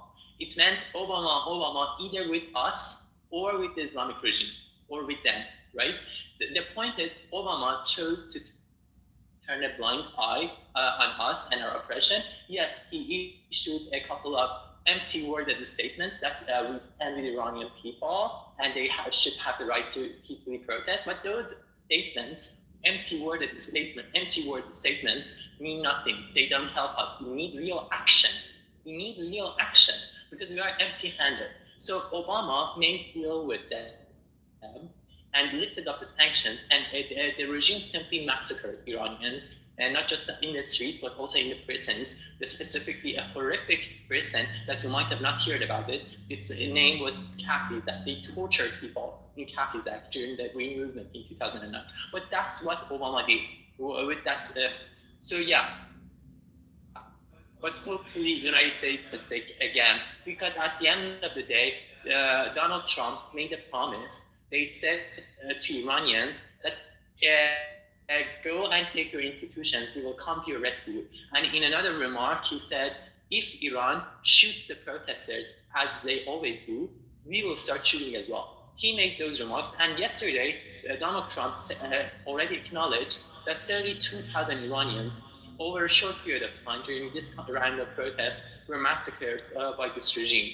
So he has made a promise and he has the responsibility. But even if he didn't make that promise, still we would have considered United States as a leader of the free world to come to our rescue, because with power comes responsibility. Because at the end of the day, first of all, we are all human beings. So if you see someone that is fighting for the values that you also share, democracy, women's rights, LGBTQ rights, all those values that a progressive society of Iranians stand for, you should help them, right? But even if you don't want to help, you don't care about other people around the world, you just care about the United States, still you should be wise enough just to understand that this regime wants to destroy your country. Not just this regime, by the way, not just this regime, Islam itself, and political Islam specifically. So look at Velvet, you need to feel good about something. We're 3 branches of government, and our other branch of government, especially our Senate, has been steadfast in trying to support the people in Iran and to end this regime. And you need to look at the Senate Foreign Relations Committee. You need to look at the leadership there, the statements that they've been making. This is not only from the executive branch, but on our congressional level as well, and that's really important. Also, with respect to the funding, look at our House appropriations on military as well. I mean, it's people seem to forget we have that other branch of government that also put the squeeze and amplified the sanctions, and although had to fight the Obama administration tooth and nail on this, was able through these strong leaders within Senate and House to squeeze that regime. So don't forget about that aspect of U.S. government. I just wanted to add that. They just listen to people like Tom Cotton or Lindsey Graham, they're very strong on the subject. Lindsey Graham, yeah, we love Lindsey Graham. We call him Amu Graham. In English, it is said Uncle Graham. We love him, but again, I would say it is not something that United States is giving us a favor. It's not like that. We are not begging for other people's support. It is part of the United States benefit. Because but they see that, Velvet. Velvet, they see that. It's not that they don't see. Of course, we see the burning of the U.S. flag. We see ourselves being called the Big Satan. We see what the missiles are targeting and what their threats are. This is protection of our own nation. I'm just pointing out that it doesn't only exist in the executive branch, but we've seen. Look. We can go back to when our hostages were taken, and some of us were alive to experience it, and then experience every time Iran has had their fingers in murdering Americans abroad, as well as threatening our ambassador, not only our ambassadors, our president, the ambassadors from Saudi that were in Washington, the ambassadors from Israel that were in Washington. I mean, we just go through the litany of what they've had their fingerprints in. So we've known that as a nation for a long time. And we're protecting our nation from an enemy, and it's been an enemy. So I don't think that's anything new. But, again, my point was just, it's also in our legislative branch, a very strong awareness of it. I hear you, and we are true friends and we are allies, and I'm so happy that you people are, actually you exist in the United States, and we are fortunate that the majority of Senate and Congress is currently with Republicans, because unfortunately the Democrats that are supposedly meant to stand for human rights and humanity they have always compromised and appeased the mullahs in Iran. But right now, whoa. I'm going to stop you on that one because I got to stop you. And I'm a Republican, but there are Democrats that stand firmly on this position as well. I'm not going to say it does cross over party lines. There are some very strong Democrats that have been they were against the Iran deal. They went up against Obama on it. Not all of them, but there were some. And there are Democrats that are very loud and vocal on this. So it does cross over, and I'm not going to get political on it because I would look at members of Congress like Josh Gottheimer and Jared Moskowitz, and I mean go through the list. Richie Torres, Susie Lee, they're strong about this. So let's not take that away from some of our better members of Congress. Also, my own senator, who is a Democrat, is absolutely strong on this, Jackie Rosen. So just you need to be fair on that one. Sorry, I had to jump in on that.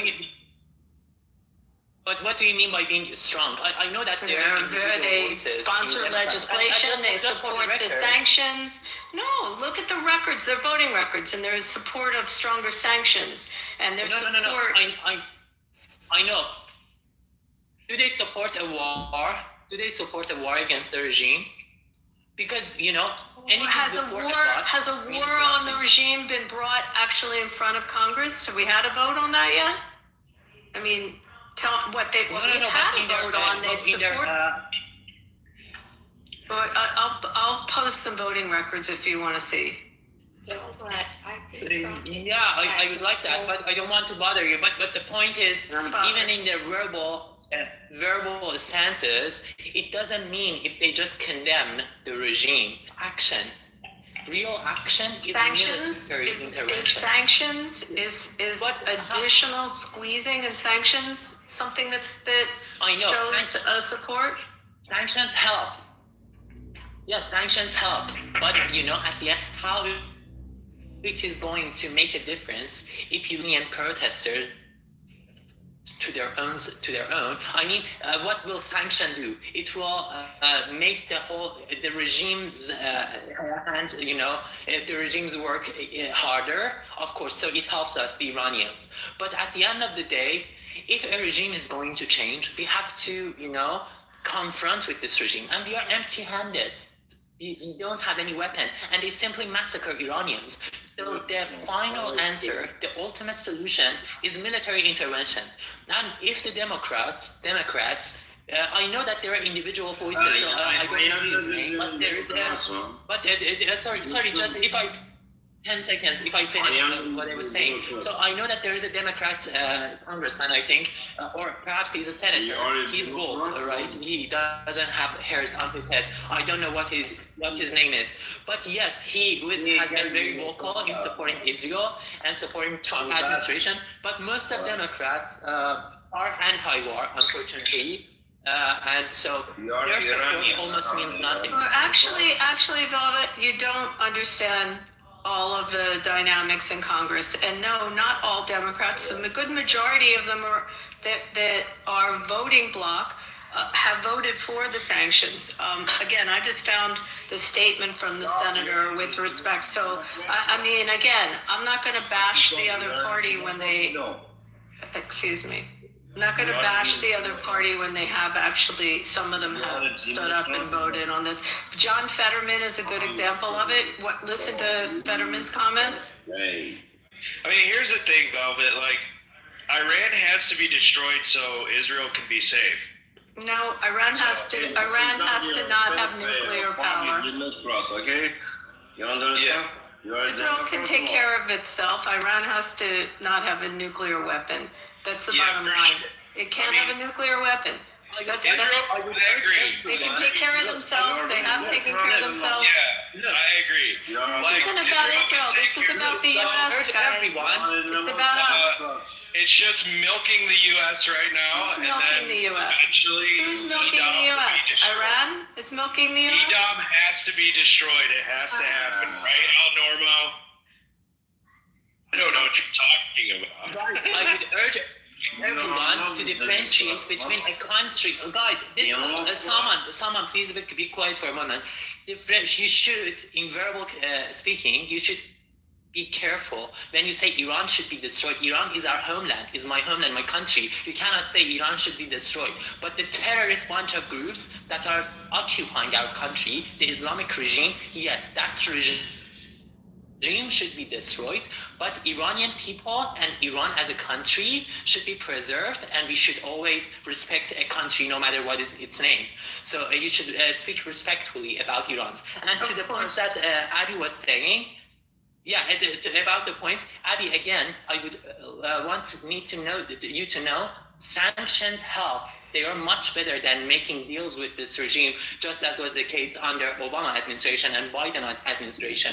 But at the end of the day, it is not the ultimate solution. The ultimate solution is military intervention.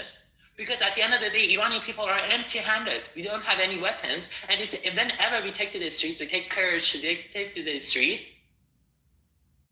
Let's make room for more speakers. When I hear repetition or redundancy, I'm going to mute you. We're moving on. This is the Iran war. Israel, Palestine, USA. No, terrorists allowed.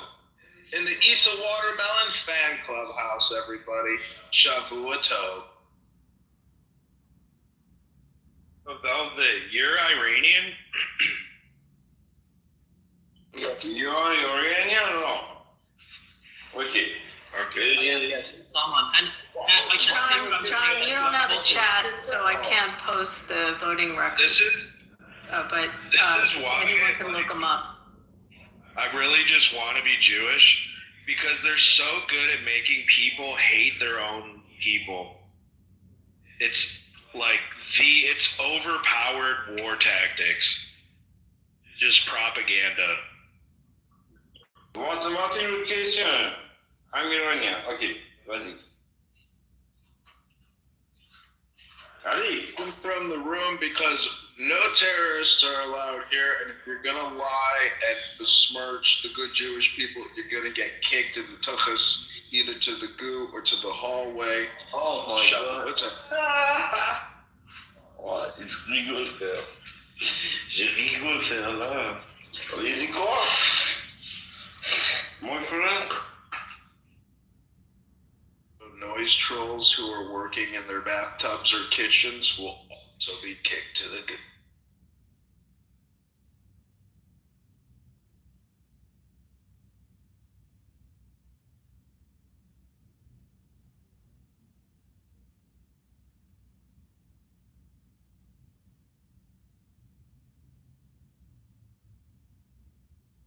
Abby, your main contention is Iran should not, cannot, must not, will not get a nuclear weapon. And we've already dropped 2 massive bunker busters on their nuclear program. What's next? Okay, can I read you something, John? If that's okay. So we've got something like 150 plus strike capable planes stacked up to hit Iran right now with the arrival of the second carrier group. Israel used about 200 planes during the 12-day war. So that's close to about 400 planes right now that are there. Iran has an estimated stockpile of about 3,000 ballistic missiles. That's what's left after at least probably close to 50%, somewhere between a third and 50% were destroyed during the 12-day war. Let's say a third of them are short range. 10 sorties that no longer have a ballistic missile program. It can get a little messy. The U.S. operates 72 B-52 bombers that can fly anywhere.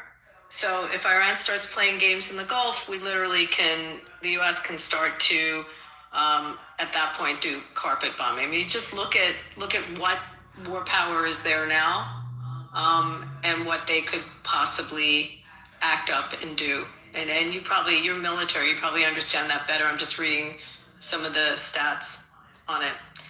And with respect, Velvet, I put in a bipartisan bill by Rosen and McCormick from Pennsylvania, Rosen from Nevada. So just to give you an example, but I'd look at John Fetterman's statements also. recently just cast our vote, which turned the tide, right? He seems to always be like a linchpin. He is a linchpin. He's kind of the new Manchin.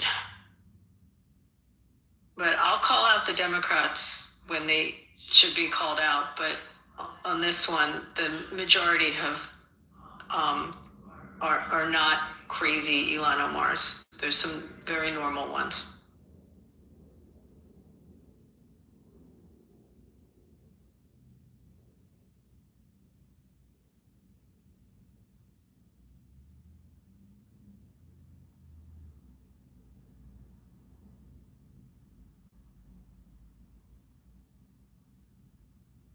It's a 50-50 chance that there's going to be a regime change, or do you think it's 20-80? I think he dies. He's old. But, you know, not all of the Gulf, like they've come out with statements that they're fearful of regime change because of what will take its place. I mean, that's a really important consideration. Have you talked about that? What if it does change? Who comes into power? Again, I might have a better perspective on this. That what will happen if United States attacks the regime. So one little thing I would urge everyone: when you say Gulf, the Gulf is the term that Arab countries use to refer to that sort of ocean. We call it Persian Gulf. It is its historical name. So please refer to that as it's the real name, Persian Gulf. But anyway, the point is, if the regime changes, so the majority or a significant part of the opposition support the Crown Prince Reza Pahlavi to be their king. But even myself, I, as a person who opposes the Islamic regime, I'm not necessarily a monarchist, but I am united behind Reza Pahlavi for now. But in voting, in a ballot box that will happen after the revolution, after the regime change, I would probably vote for a republic. And my leader is, Masih Halinejad. She's one of the opposition figures. But for now, the majority of the opposition are behind Reza Pahlavi. So Reza Pahlavi will emerge after the regime change. But I would urge you to know that it's not as easy as it's also what Reza Pahlavi's path is. He's not saying keep me in and keep a monarch. He's saying let's do a just election. And then you can pick if you want to have a monarchy or you want to have our not monarchy. So I think that's why people want Reza Pahlavi in place, so he can create a clear path to a better future for the Iranian people, right? He's not necessarily saying I want to be in power and it's only me. He's saying, listen, I want to be able to help, and I have a portfolio put together on how I can help with the conversion to make it an easy transition to make it better for the Iranian people. So it's not like what happened in Iraq. And even if it is a monarchy, the result of the ballot box, it will be a democratic monarchy, just as most of European countries, just as United Kingdom, that the king has just a constitutional stance, but the real power is in prime minister's hand. So in any way, Iranian peoples are fighting for democracy. We want democracy, but it could happen in a republic form, or in a just as United States, or in a monarchy form like United Kingdom.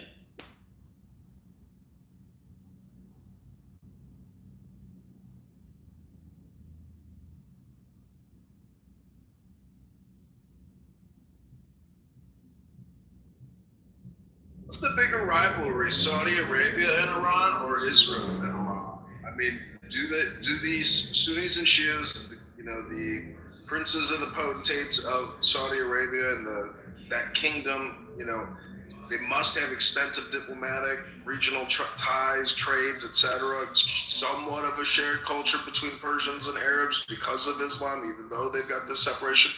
What role is Saudi Arabia either going to play, in diplomacy or creating stability and peace as opposed to? I mean, I just got back from there and listened to them talk about it in a diplomatic way. And they made it, I mean, this is the foreign minister, they made it very clear they're not pushing for regime change. They have a fear of what will come after. But they're also extremely clear, and they don't hold back on this, that the Muslim Brotherhood is their enemy, and that the enemy has attacked their soil, has via their proxies.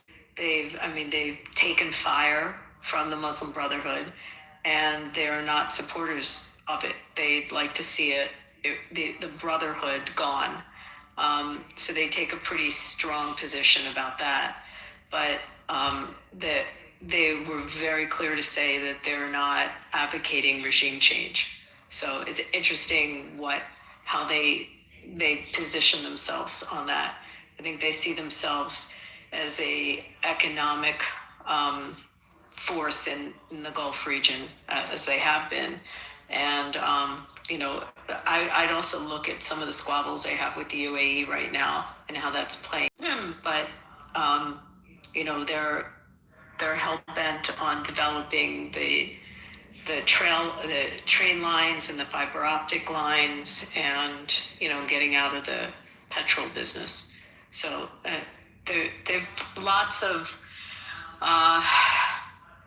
positions with respect to their Vision 2030 and where that's taking their nation, and where they see themselves as a regional player as well as a world player.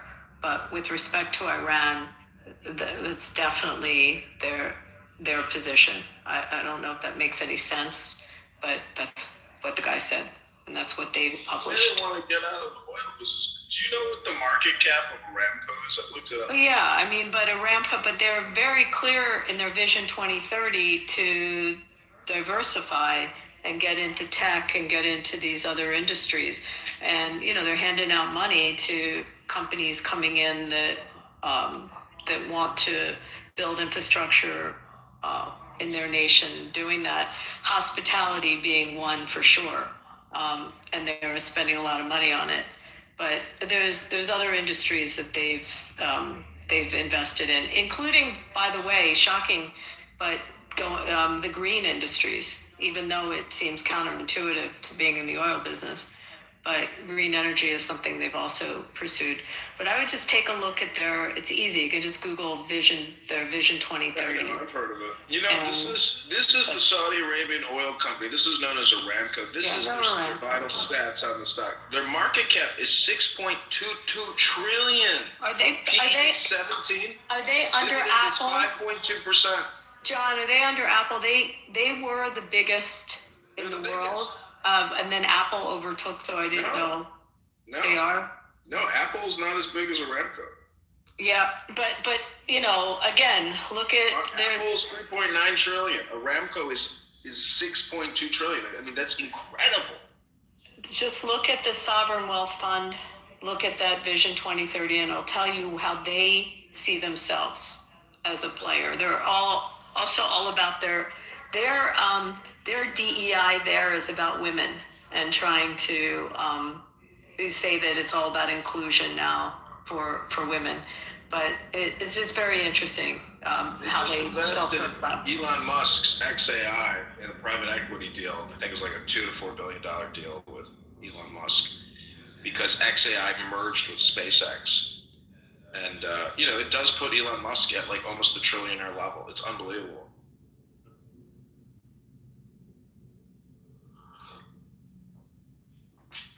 But, I think historically, wars and debts and all this chaos is really, I'm more worried that there's going to be a war because it's going to shift the attention. But, it just seems to be convenient when a war happens to break out. And, I've heard so much chatter that, I'm pretty concerned.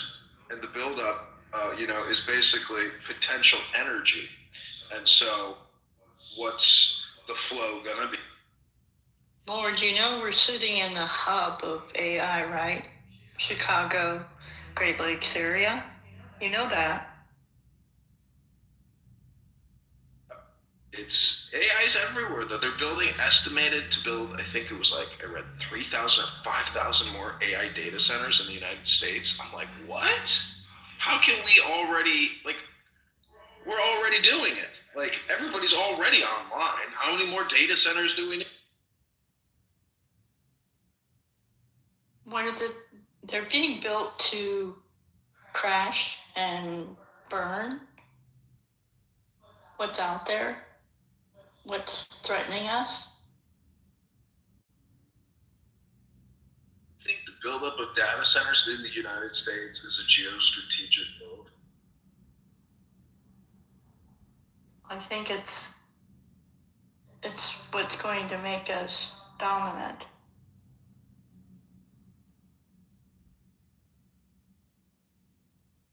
How stuff Well, we're going to be over-equipped in comparison. I mean, they can talk a bunch of crap, excuse my French, but delivery is going to be what counts.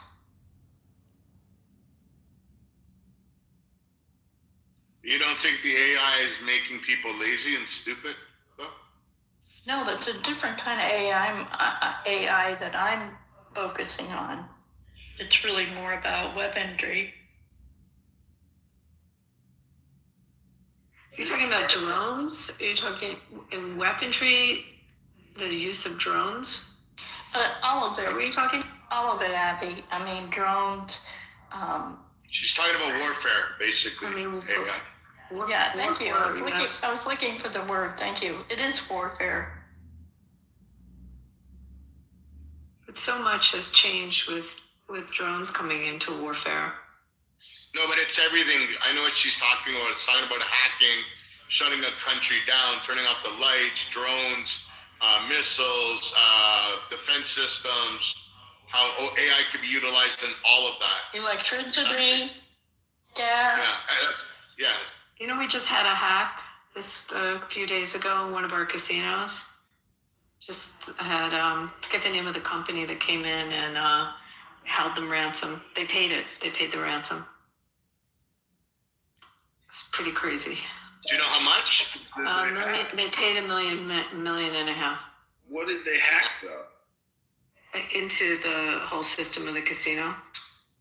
And all the data, like They did ransomware? Yeah, let me tell you the name of the company. Hold on. It's like not company that one second. We already know the name, Abby. It's El Normo Green. No, wait 1 sec. Let me pull it up.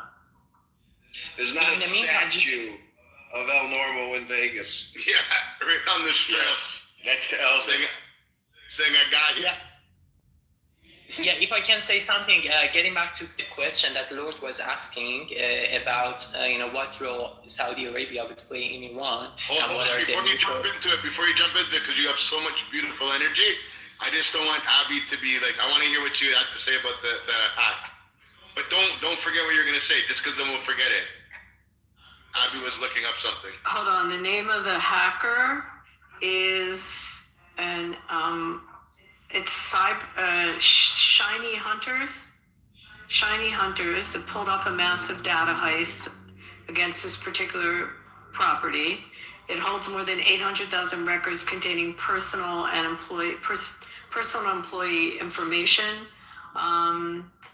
It issued a final warning on the dark web. It gave the particular luxury resort until February 23rd before releasing the data to the public.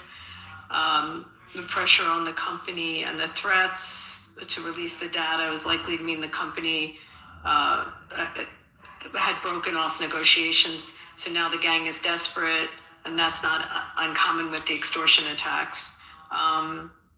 This particular property is extremely high end. I'm just reading the article about it, and then I got a note that the estimate was 1.5 that they paid. That's the name of the hacker. Oh, and the same hacker had hacked. The same gang had hacked Canada Goose, the company. They had hacked Mercer Advisors and Beacon Point Advisors. and a few other companies in the past. The Bumble Match, the internet match company, Bumble, that has Hinge and Match and OkCupid, they had hacked them, Panera Bread, and a couple others. So that's what I'm reading. Yeah. But the player information, that stuff, that's the lifeblood of the properties. So it's just like getting a pretty bad take at a table. Pay this $1.5 million. Is that really a big loss to them, Abby? Someone, if they have to pay out $1.5 million at a table, yeah, it's a big number. No, I mean to that hacker. Like how much do you think they profited a week, like a casino? Well, it matters what property. That happens to be an incredibly successful one that has more of the high limit take than the others. But it can vary, and it matters what weekend. If it's Super Bowl weekend, it's a little different than a weekend, in August. So I don't know. It's but that's still a big number to have to pay out. Have you ever heard of that hacker that I just read? The Shiny, no. Me personally, no. What's his name? Someone probably knows them. It's, what did I say the name was? Shiny Hunter. The Shiny Hunter.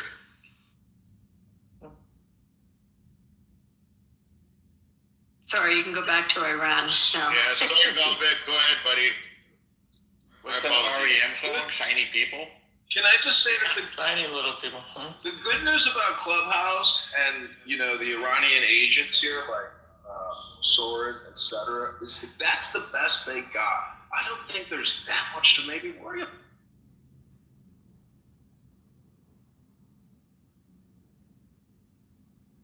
Do you think he was in a re-education camp for a while? Soren? Yeah. I saw him back on the app the other day. Yeah, he's back in strength. What do you mean by a re-education? Yeah. It was a joke, as in the Chinese re-education camps.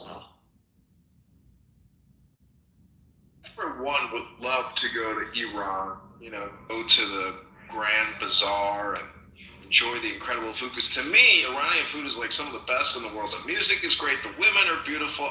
Can't we just live in peace? Can't these people just say, you know what? The era of the Shah, not the Shah, the Khomeinis, or this Muslim radical group that took over this embassy and has extended to 2026. Can't they just put it all behind him and say, do what? Guess what, everybody? Why would they do that? We're gonna have the biggest dinner you've ever had. It's gonna be the best, shawarma you've ever eaten. And just enjoy life. What do you think would happen to Khomeini and the Iron? What do you think would happen to them? Joy! God damn it! Shut up! Great joy! Here's my prediction, Abby. If it turns Western and they open a casino, it'll be in this wonderful island in the Gulf. The Straits of Hormuz called Keshem. It has everything. It is it's where the decadent people go. I mean that in a good way.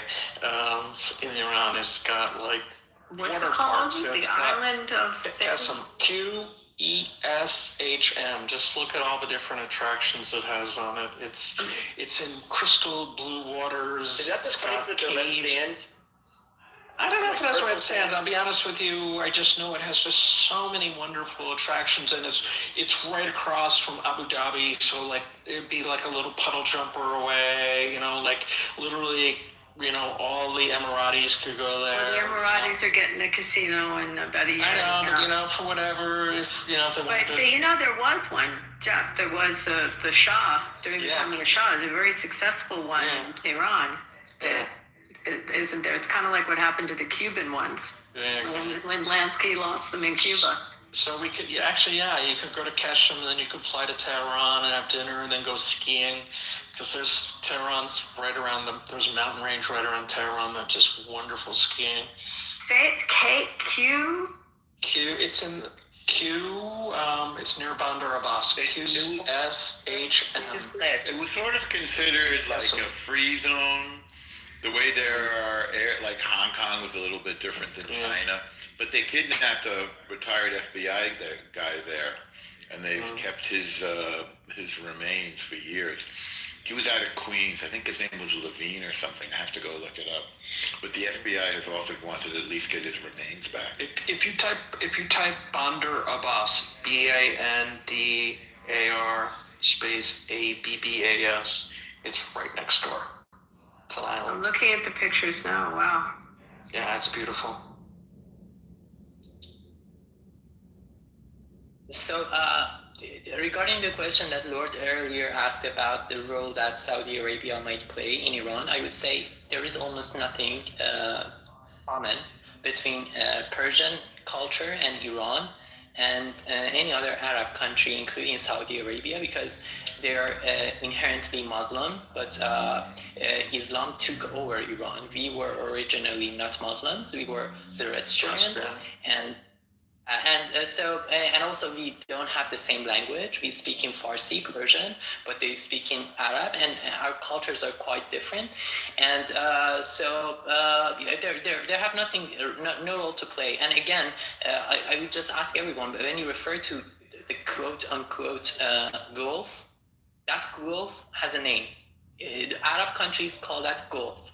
But the historical name of that body of water is Persian Gulf. So please name it as such. But Velvet, you speak eloquently, but Americans are sick of dying to free other people from their oppressive regimes.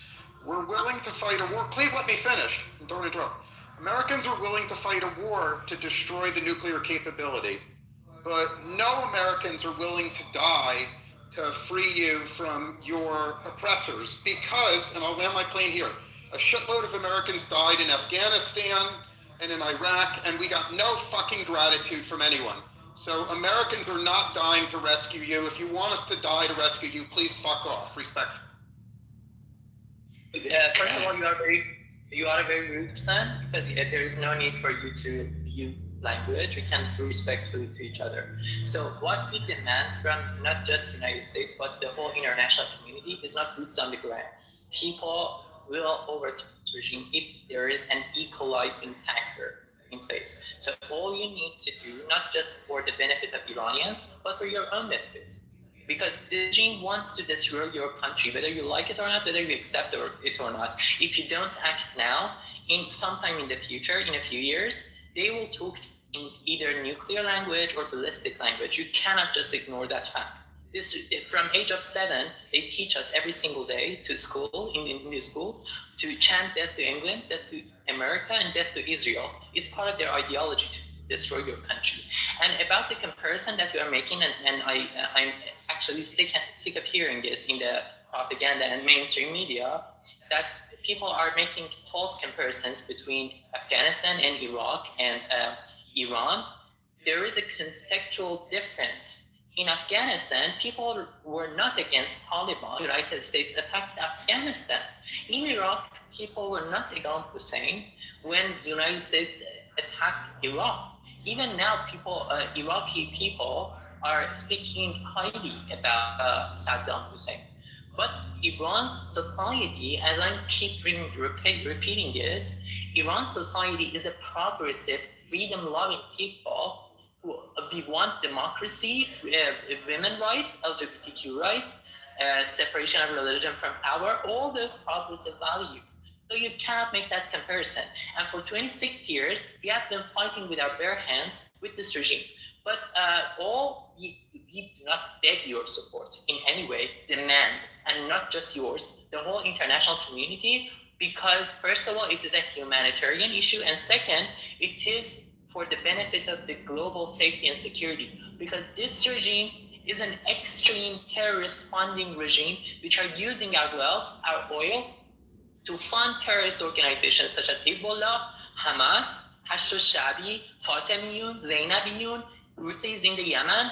All those terrorist organizations are not only being funded by this regime, but also are being weaponized by this regime, and you cannot ignore that. And please, again, don't use that language to me, because if you repeat it, I will use the same language as you. It is in your own benefit to fight this regime and take the Iranian people's side, because Iranian people are the true friends of America. We don't hate America. Just as Iraq. Okay, this is the biggest be thing nice. I've ever heard. Nice. You're saying you want to bomb Iran to free the Iranian people, where masses of Iranis don't want to be bombed or have regime change. This is this same Bahawist and Israeli rhetoric you hear on Clubhouse for the last when Masa Amini happened. It's been happening forever.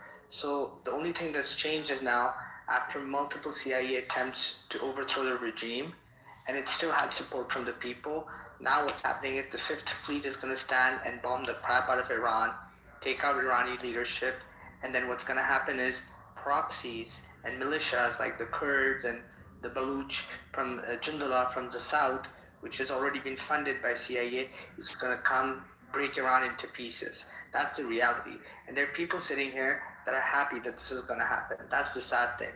The nation is going to get destroyed. Iran is not going to be broken into pieces. It has such a long history of being There's one. not one unifying factor. The Azeris and the Kurds want their own independence as minority. Sunni Baluch majority in the south, they want their independence. It's going to happen. Look, Iran lives in its own bubble. Look, there are outside forces that do not want this to happen. But it will not happen. Look, the Turks don't want the Kurds to get independence because that'll put pressure on their Kurds. So they're going to prevent that from happening. Let's take the Azeris. If the Azeris joined on, they would disrupt the demographic profile of Azerbaijan, because there's more Azeris in Iran than there are in Azeri proper. So that's going to mess up the current president. So he's not going to want that to happen.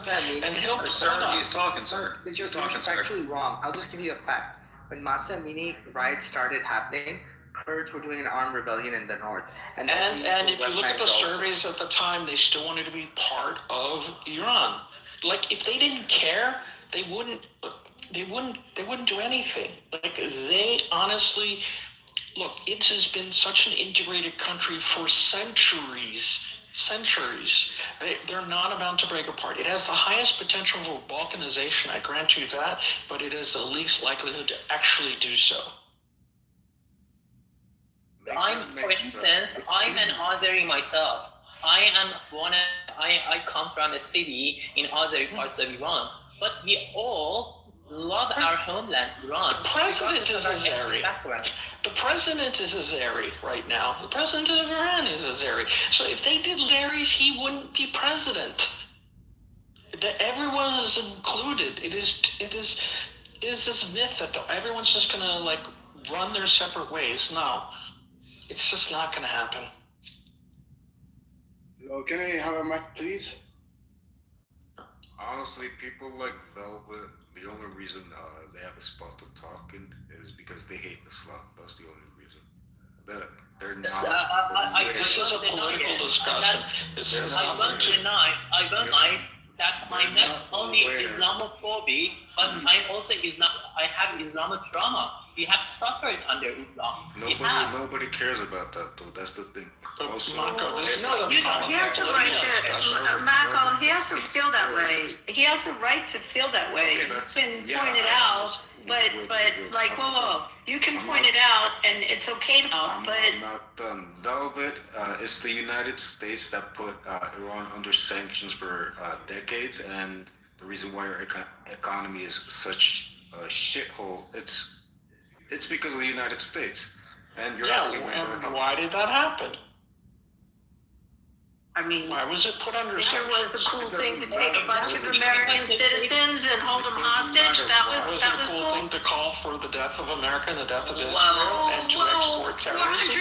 Marco, 444 fucking days they held us hostage. You think that was okay? You think that was okay? God bless Ronald Reagan, man, for getting them out. They were put under sanctions. I'm saying they were put under sanctions by the United States, and their economy went to shit. Right? Maybe if they played nicely in the world community, they wouldn't have been put under sanctions. It's ridiculous, bro. You're fucking insane. You're looking at one side of the equation. You How many give Americans them a died as a pass. result of Iran? Shall we talk about all the Americans that died? Bombs that went off in Let's talk about Hezbollah. Let's talk about, let's see, we can go down to South America. We look everywhere where they funded Hezbollah, they funded Houthis. I mean, do you think that how many Iranians were wrongfully punished because of all that? I don't know, you tell me. No, the Iranians, if they suffer due to sanctions, 100% of its responsibility is with the Islamic regime. Because first of all, it is the Islamic regime that desires to destroy Israel and ultimately desire the United States. That's first. And the second reason, the sanctions are irrelevant. Because no matter how much income this regime has, you're stupid. That's the slogan for operating, okay? Otherwise, they hold no regional power. It's just a fucking slogan. No, it's not just a slogan. It's not just a slogan. If it is, why do they fund Hashd al-Sha'bi, Kataib Hezbollah, the Hezbollah itself, Houthis, all those terrorist organizations in Syria? They were keeping Assad in power in Syria. Power in the region. It's the only way they operate in the region as a big player. Things like that. What are you talking about? So are you fucking dumb? You are contravening yourself, predicting yourself. So how am I contradicting myself? I'm saying that you were slogan to exert influence in the region. No, because that's part of it to confront the United States in the region. Because there is no way for them, for the technology that they currently have, to confront the United States in the U.S. soil itself with their ballistic missile. But the way they can confront the United States, that's why it's just a slogan. No, it's not just a slogan. They are simply confronting the U.S. region by funding all those terrorist organizations. But my point that before interrupted me, that I wanted to make, sanctions are irrelevant for the economic situation, because no matter how much income this regime has, it will use it for three purposes. Its nuclear ambitions, ballistic missile program, and funding terrorist activities. Look at just 1 year ago, Hezbollah itself acknowledged, and also the Treasury Minister of the United States, I don't know what is his name, but American people know, can search whether they can fact check me, whether I'm true or not. Just during the past year, they have funded $1 billion, although the country is under financial misery. Even in this circumstance, they have funded $1 billion to Hezbollah, because that's part of their survival strategy, and they want to export terrorism to the world. They don't care about the welfare of Iranians. So sanctions are irrelevant, first. And second, it's not just about economy. Stop downplaying the Iranian people's desire to have a better future to just economic matters. It's not just about that. We want democracy. The so-called supreme leader, the dictator of Iran, Ali Khamenei, has been in power for 37 years, and he has absolute power over everything, and he has never been elected by us in that position. We, as a nation, demand democracy. We are not animals that would just care about food or water or have a roof on our head. We want democracy. We want dignity. Why it is so hard for you to understand that? Can I say something, please? Hello? Go ahead. Is there a voice? Yes, sir. Go ahead, man. Go ahead. Okay. Regarding this claim about what you have said and the last person also said, so you talk about your perspective. You call the regime of Iran as a terrorist, and you didn't talk about what Israel did in Palestine, what USA did in Afghanistan, Iraq, and every this thing. You are angry or mad about Iran because it defend on the weak people. Oh, wait. So Iran is okay because... Are you kidding me, what you're saying? defending the. Why don't we talk about, let's see, the England attacking France, or maybe the Danes coming in and the Vikings attacking? I mean, what other world events are so troublesome that it justifies Iran being the absolute pig that it is in terms and the IRGC attacking and wanting to kill Americans? So because there's been crises in the world before, we justify Iran. That's what you're saying? No, I think he's saying it's laughable to think the United States would make Iran any better than what we tried to do with Afghanistan. You have to figure out the real tourists. The different issues. And Israel has nothing to do with this, so to bring that in just shows where his bias is, but keep going. Okay, I have just a little bit. Unless you want to talk about October 7th and the butchering and raping and murdering of innocent people at a concert. Yes, what Israel did to the Palestinians, to the children. What happened to the children on October 7th and our friends that were murdered. You want to talk about that, shall we? Let's talk about our friend from Clubhouse that was shot down and murdered on October 7th. Should we talk about him? Or our other friend that was taken hostage. Would you like to hear about him? Palestinians. What Hamas? Yes, let's talk about what Hamas does to Palestinians. Thank you, Velvet. Okay, no, wait. So you blame Iran to defend the weak people? I blame Iran for taking its money and supporting its proxies like Hamas, like Hezbollah, that murders Americans. I blame Oh, really, Mako? I think you're just ignorant. I will dare defend the fact that. Okay, wait, just a minute. No, my dear, you're wrong. Just a minute, please. Why don't talk about USA when it support Israel to kill? Yeah, it should support Israel because Israel is an ally and it helps the United States with intelligence and it's a democracy. Unlike a fucking belligerent. Mako, I think you're belligerent. Not even for himself. Trump just said that he supported that guy Syria called Sharaf when he was in this guy was in ISIS, was in that terrorist groups, and he supported him. So why don't talk about this? Why don't talk about when USA supported ISIS to kill innocent USA people? eradicated ISIS. Maybe you didn't read the news? You might want to read the news on that one. So wait, Iran, their freedom in Iran more than USA. Iran funds Hamas and Hezbollah and the Houthis. Shall I repeat it over and over? As well as the dissidents in Iraq. They do this because Hezbollah kills Americans. In addition, also Hezbollah kills people smuggling weapons in through Jordan into Judea and Samaria. Into Jordan? Let's talk about Hezbollah in Latin America. Would you like to know about the drug running that Iran is behind as well with Hezbollah? Or you just want to know about how many Americans were murdered by Hezbollah? Or maybe it's okay that Iran decided to try to kill American ambassadors and our president. That's okay. It's okay that IRGC wants to take out the U.S. president?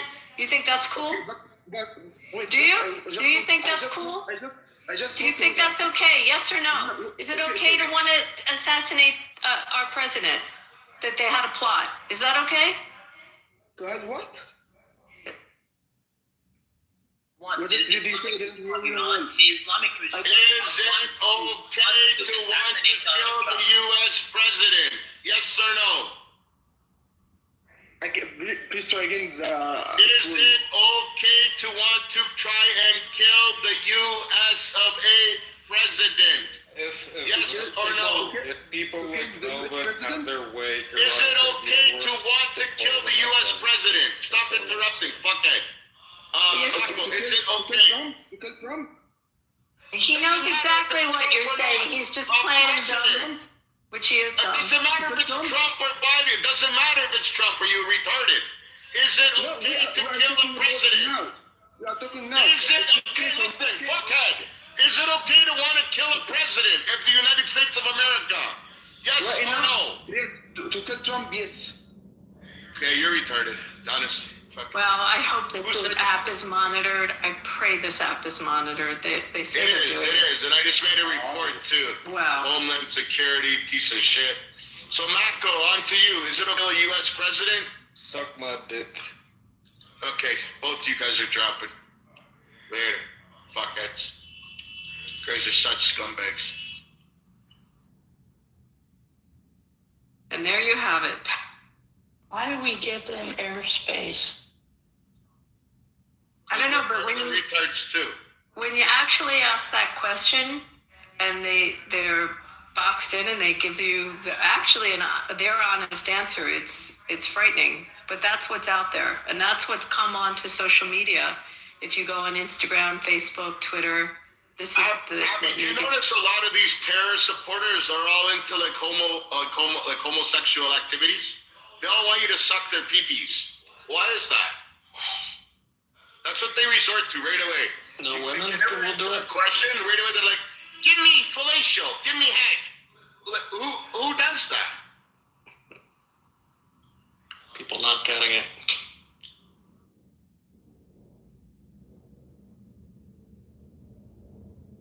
To point out, the suit that I'm wearing is Gucci. This is Lord Pepe.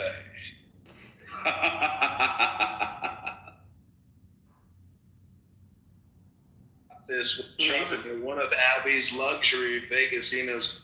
The first time I went to Vegas, I stayed at the MGM for 2 weeks, and I went with about maybe $10K in the bank, and I think I left with like $1,200 in the bank. Well, that would work out about. Yeah, that's like usually the way it happens. You should just write a check when you get there You to know the that house. after, what is it, 72? I remember how many hours, if we have you in the city, we're going to take your money. There's a statistic on it. Yeah, it's just, you might as well just write a check. Unless you're going for the entertainment value, there's no way you're going to make money. But you helped pay my mortgage, so thank you. Yeah. Hold on. What is this? Pepe's been cloned? There's 2 Pepes now? Yeah, God forbid. On the higher IQ, Pepe in a suit. Read it and weep, Pepe. Suck it, Pepe. God. No, 2 Pepes. Shit. Abby, go clone yourself. We need. Where is there another Pepe? I didn't see a second Pepe. Yeah, John's is Lord, and he's in the upper left, and Pepe's second row on the Pepe, right. are you there? And his Lord has Pepe's picture. Okay. Quiet. He's unusually quiet. Yeah, Lord has Pepe's picture. So, Abby, we need you to clone yourself. So I I'm in a suit now. On the side. Look how professional Pepe can look. Only if his demeanor was more professional, he didn't Tourette syndrome out with the N-word and other K-word, J-word, Z-word, profanity-laced, low IQ hate speech. If only he was in a suit and maybe working at a bank or somewhere and looking good, and everybody was like, "Look at that guy in a suit." You'd never know he was such a low IQ racist. Amazing. He's probably one of the smarter people on the app, Lord. I hate to break the news to you. Gucci, he's wearing the Guido.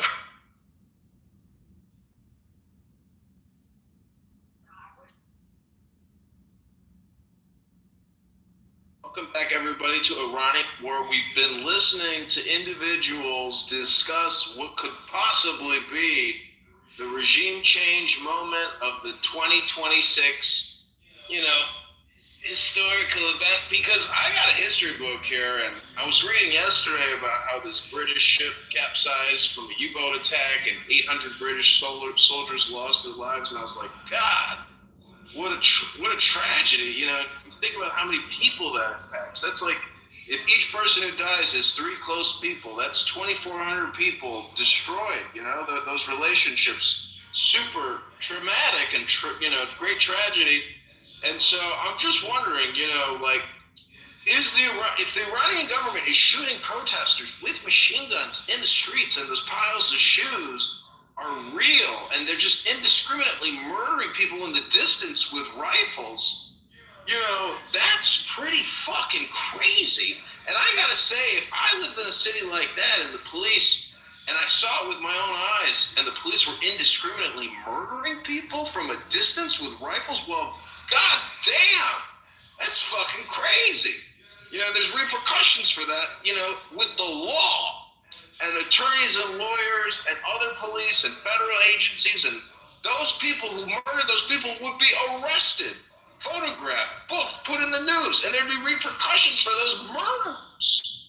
Yeah, man, when your grandparents left you a good system, it's like that, you know? Somebody come and support you from the system. But for ours, it's just systematically we get killed. There was snipers involved also.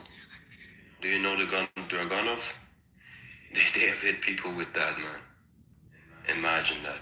There is actually footage from Iran that they were like smoking meth before shooting people. There is actually the proof of that. I can send you the link.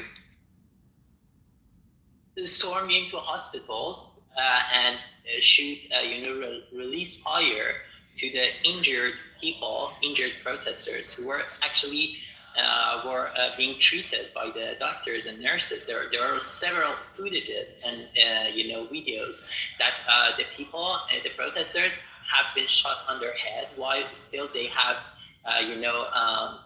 medical instruments on their face. So it exactly showcases and proves that they have been shot in the hospitals. So doctors and nurses, several of them, a lot of them have testified for this. So yeah, you have no idea about the atrocities of this regime. Yeah. But Velvet, were you just like expecting this kind of brutality? We have seen it like a few years before that. We know they're gonna kill people, but even us, we were not expecting this much brutality from them. It's like we were shocked for a few weeks. Exactly. So we as Iranians, we know the nature of this regime. So this is a regime that stones women to death for act of adultery. I can name lots of women that have been. Just imagine it. Just imagine how much brutality it takes. And Taliban also in Afghanistan have that practice. They stone women to death for act of adultery. So, for instance, Soraya Min, and there has been a movie actually out for her. She has been stoned to death. So we know the brutality of this regime. They. Blind people, I swear to my honor, perhaps you would say, what if you don't have the honor? But I swear to whatever I hold dear, personally saw a woman 3 years ago during the Women Life Freedom Movement. I was on the streets, and back then I was in Iran 3 years ago, and I was protesting against the regime.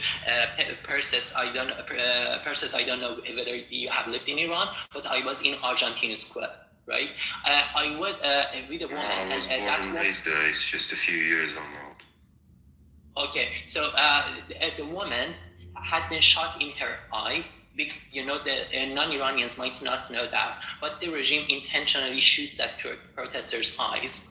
I raised this point a few hours ago in this room, and I just asked everyone to go and see the substantiated statistic by the United Nations that during the Women Life Freedom Movement, over 500 protesters were shot intentionally in their eye, because that's part of the nature of this regime. They don't want to just kill you.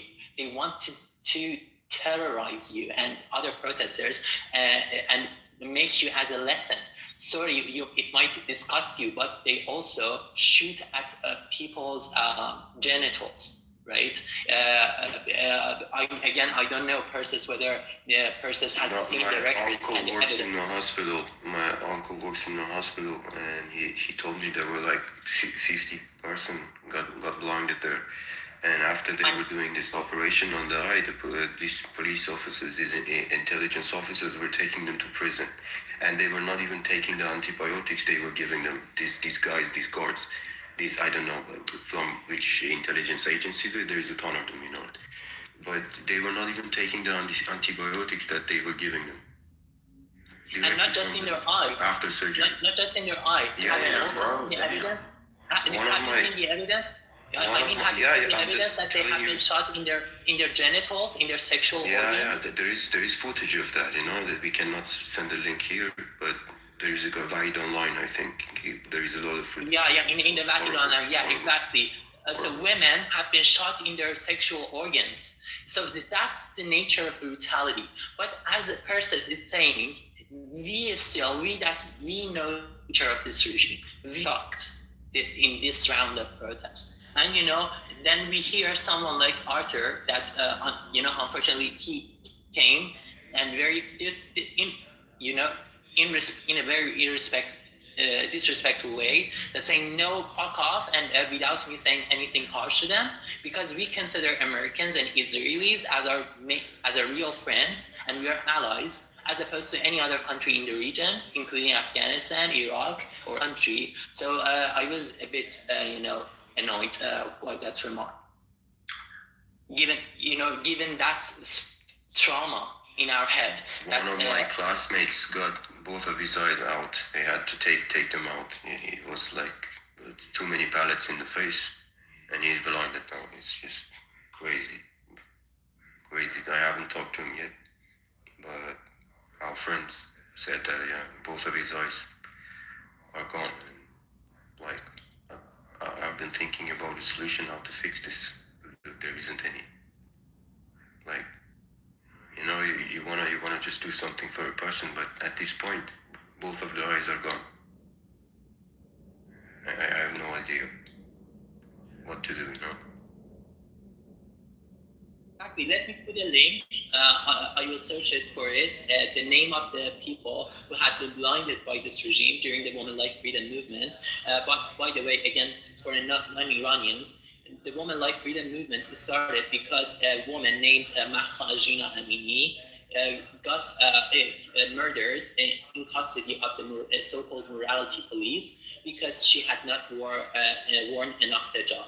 So that's the nature of this regime. They imprison women for not wearing enough hijab. So when Mahsa Amini got killed, the people across the four corners of the country take to the streets and chanted against the regime. And so it showcases how progressive Iranians are, and they are fighting for women's rights, for instance, as opposed to other Muslim countries in the region that they don't care about women's rights. So for instance, in Afghanistan, Taliban precludes women, to go, even little girls, to go to the schools. But, Iranian society is a very progressive society. But during that round of protests, I will put a link that you can see the people who have been substantiated by the United Nations, that they have been shot in their eye. They have been blinded. And you can see the evidence. Most of the women, after they detained them on 8th and 9th January, they were seeing them as it's horrible. They were seeing them as slaves in Islamic rules and stuff. It's normally practiced or not. Just the people of your own country, when somebody is Muslim, they have raped them so much. Most of them, after that, they were killed. That in this cemetery, when the families were going to take the bodies, they were saying, no, we have to open the uterus. They were taking the uterus out because there was evidence inside, It's just, even us, I was beaten before in Iran, I got injuries back in home, but I wasn't expecting this much. I just hope they see the fucking justice in a few days, It's just, it has been 2 months, nothing has happened yet, but I just hope that they see the fucking justice someday soon.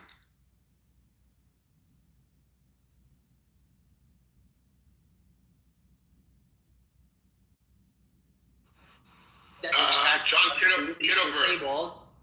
The chat on the group is disabled, but I sent the link to Lord to your direct message, so you can perhaps share it in the groups. So that's the John. Yeah, what is it, Blessed? When do you think? Okay, hold on. 2-part question. Do you think USA and Israel is going to attack Iran, and when do you think it'll happen? I don't know. I mean, they're probably observing them and trying to, figure out, because this is all high-level negotiations taking place. So, You never know. They could have some type of like breakthrough, negotiation. You never know. It's just so hard to predict because, that statement, rumors of war, it's like a mind virus. And, but when it happens, I remember when October 7th happened, I think on October 8th, I was at the dentist, and my dentist is Jewish, and I was, it was like, it was very sad, but I said to the dentist, I was like, those fuckers are going to find out what JDAMs are. And he's like, what's a JDAM? I was like, it's a bunker buster. Like, they're going to fucking level Gaza over this. That's it. Like, they have opened up Pandora's box by attacking the Supernova Fest, killing all these innocent people and taking hostages. Imagine if they didn't take hostages, and it was just like, I guess you don't do a raid unless you're like actually trying to take hostages as well. But anyways, all I'm saying is, in this reality, war is the status quo. It's not the other way around. However, even though we know that, we meditate on peace because you never know, because history is full of situations reversing with just the touch of a feather. It didn't take much, apparently, to like prevent, horrific bloodshed. So there's always breakthrough moments, but there's also breakthrough bombs. And terrorism sucks. And in my opinion, the Iranians don't have it in them. To me, they're pretty smart and wise, and they have been taken over by a mind virus. And if they were smart, they would find a way to essentially access the wisdom of Rumi and find an equilibrium and a balance. But when war crimes are happening, it's, this is wild. So we'll see what happens, It's possible that there's higher levels of intelligence in Iran that can prevent internal bloodshed and external conflict. It's possible. Those things are possible. Thank you, John. Do you got time for 60 seconds of Tanya? You, Rabbana Shalom, have your Tanya nearby. Because there are fathers of the Rebbe who say Rabbana Shalom is extremely useful.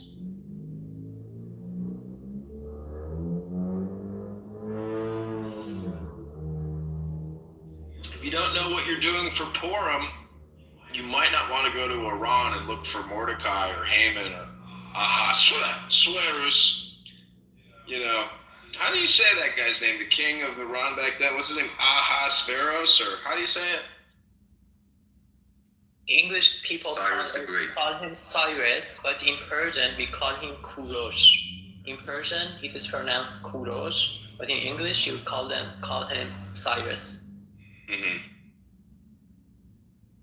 Well, Mordecai whooped his executive's ass, right? What was the bad guy's name? Haman? Tashin? That was a few centuries after that. That's Mordecai. He made a cookie out of him, put him in a triangle. Yeah, he made a Tashin. He took a little piece of apricot and stuck it in a cookie. And then, do you guys know the story of Mordecai and how he, beat Cyrus and his? I would love to hear it. I'm not lying. I would love to hear it. It wasn't Cyrus actually. This story happened a few centuries after that. Ribono Shalom. There are those who say that Mordecai can teach us everything we need to know about how to defeat the terrorists in Iran, or the killers, or the assassins. I have no idea, but I will be happy to listen. What's the story? But I know it's located, their tomb is located in Hamadan, inside Iran.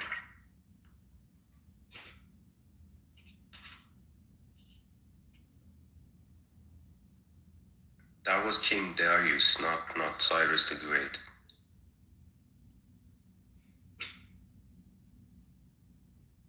King Darius. But Haman it's actually a very funny story because you think Mordecai is like this amazing prophet and really nice guy, but he even makes fun of Haman to his face and like double insults him, kicks him.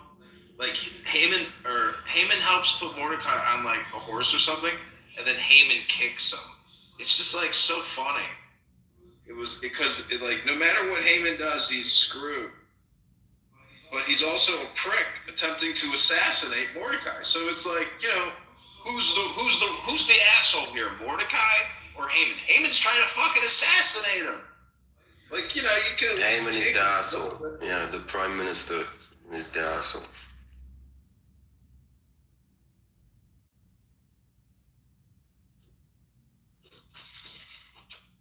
Well, some people don't read books anymore, but in the back of a book, sometimes they have what's called an index of names and subjects, or what could be called a glossary. So we're going through and looking for Mordecai.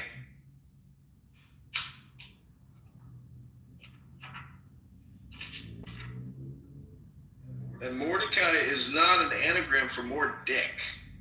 Mordecai. Mordecai. Here we go. Book of Esther. 15253. 15253. Here we go. The promotion of Haman. After these things did King Ahasuerus promote Haman. Promoted him! That's in Esther 3:1. Rabbi Levi said Haman was promoted only for his downfall. Why then bother to promote him?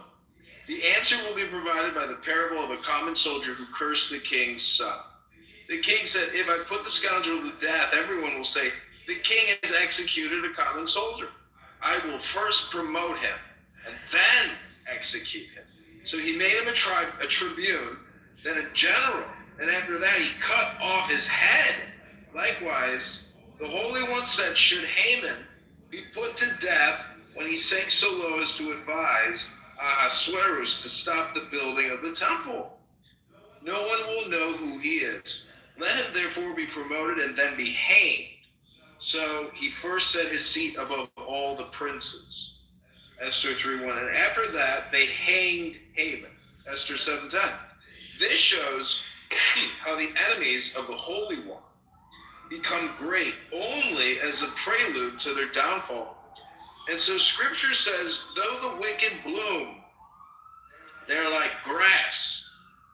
Though all evildoers blossom. Psalms 92. What follows at the end of the verse, it is only that they may be destroyed forever. Similarly, it is said, he exalts the nations, then destroys them. It's the promotion of Haman. Haman. Ham and an ant. A man ham. Well, it looks like we've exhausted the room for the day. Looks like we did another mitzvah for the Lord. This is Lord King Pepe in the Clown House Adventure Room with all of you. I hope you're having fun. This room might go all day, but I don't want to have to run it all day. I want to go to the gym and have a nice dinner. What do you say? It's the Lord King Pepe way here on Clown House, the adventure.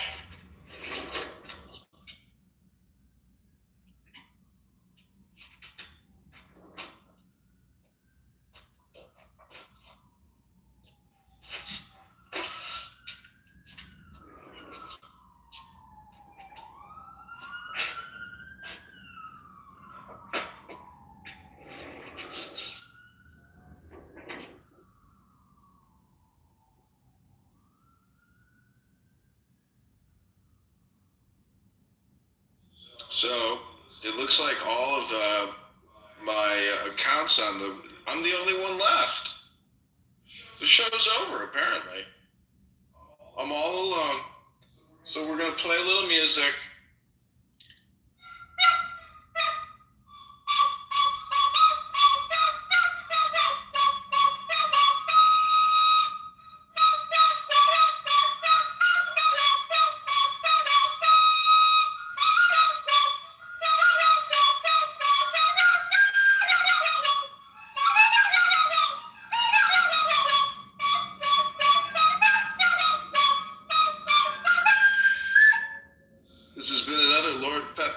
production in the Lord King Pepe Clown House Adventure Room, starring your Lord, Pepe.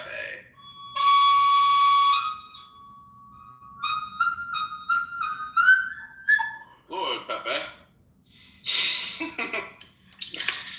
So just remember, everybody, the law of the strong, this is our law, and the joy of the world. Do what thou wilt, shall be the whole of the law. Thou hast no right but to do thy will. Do that, and no other shall say. Every man and every woman is a star. There is no God but man.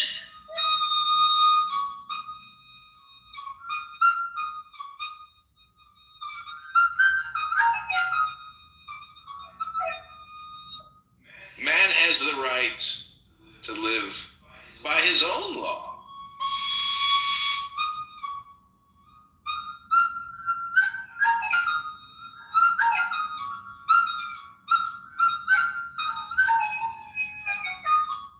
To live in the way that he wills to do, to work as he will, to play as he will, to rest as he will, to die when and how he will. Man has the right to eat what he will.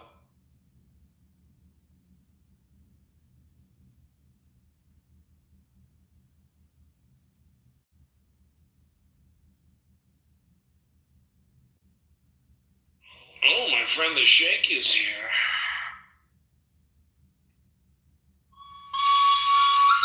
To drink what he will, to dwell where he will, to move as he will on the face of the earth. Man has the right to think what he will, to speak what he will, to write what he will, to draw, paint, carve, etch, mold, build as he will, to dress as he will, to burp as he will. Man has the right to love as he will. Take your fill and will of love as you will, when, where, and with whom you will. Man has the right to kill those who would thwart these rights. The slave shall serve. Love is the law. Love under will.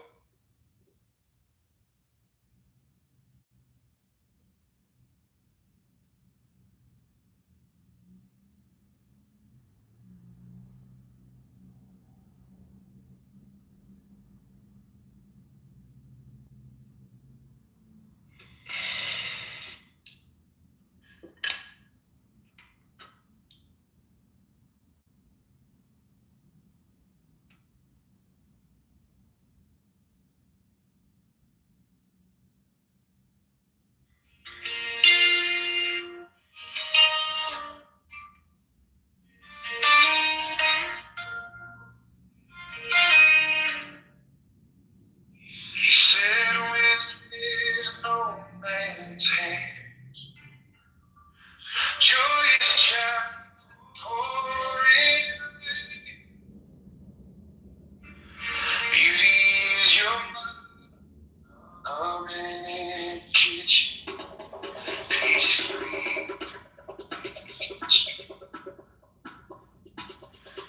Knowledge is the question. Courage is a trip you take a step. Morals are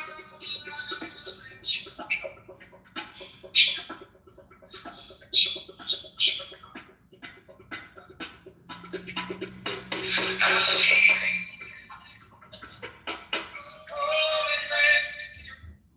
in the way you,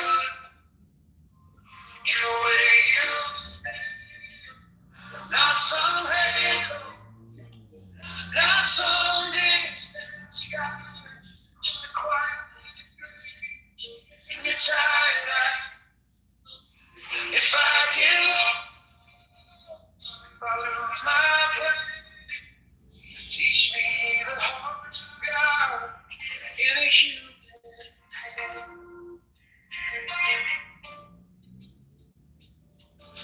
Characters, the promise you make at midnight. Fiction is the crack where the light gets in. All these broken pieces on the table between us turn something holy calm. I see the golden man in the way you love, in the way you stand. Not some halo, not some distant sky, just a quiet breeze in your tired eyes. If I get lost, if I lose my way, teach me the heart of God in a human hand.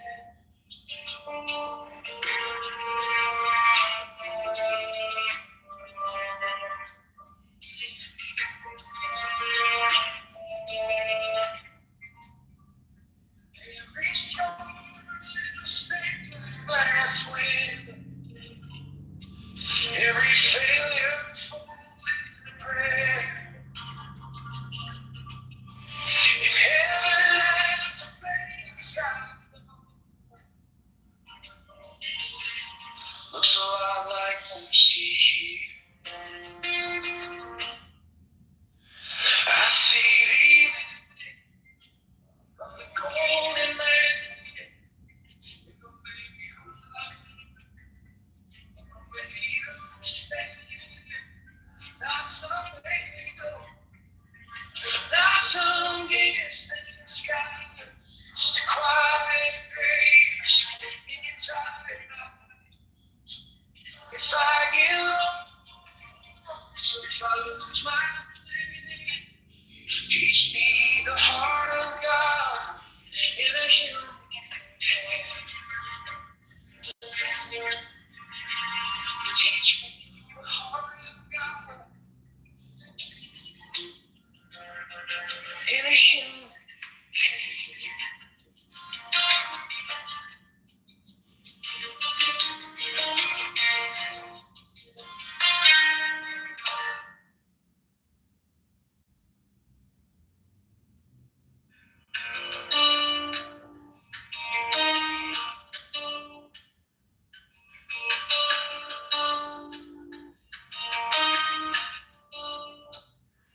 You said wisdom is no man's hand.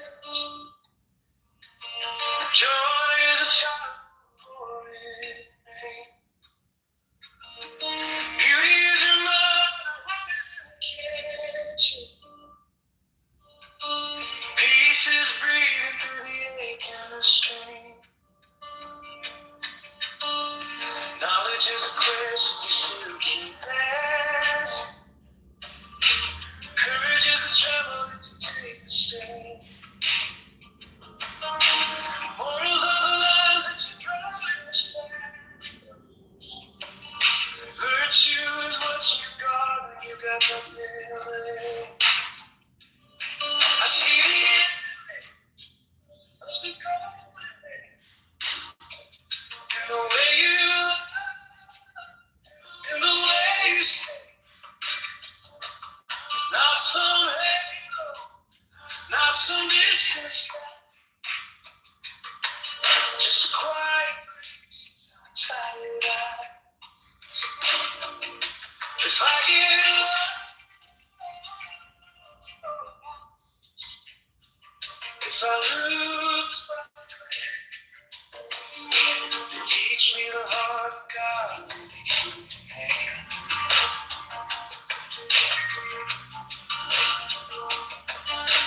Characters of promise you make.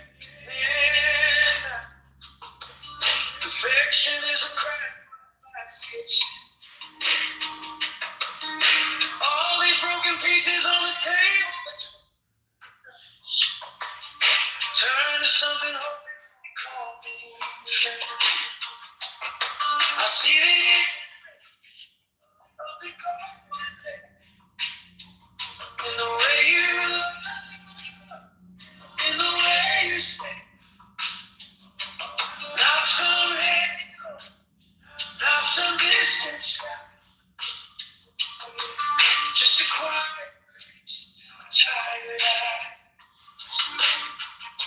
If I get lost,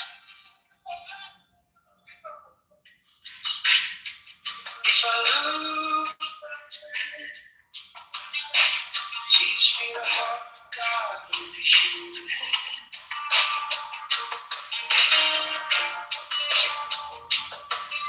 Every scar in stained glass window, every failure folded into prayer. If heaven has a place I know, looks a lot like mercy. I see the end of the golden day. In the way you look, in the way you speak. Not some hate, not some distance. Just a quiet grace, tired eye. If I get lost, if I lose, teach me the heart of God.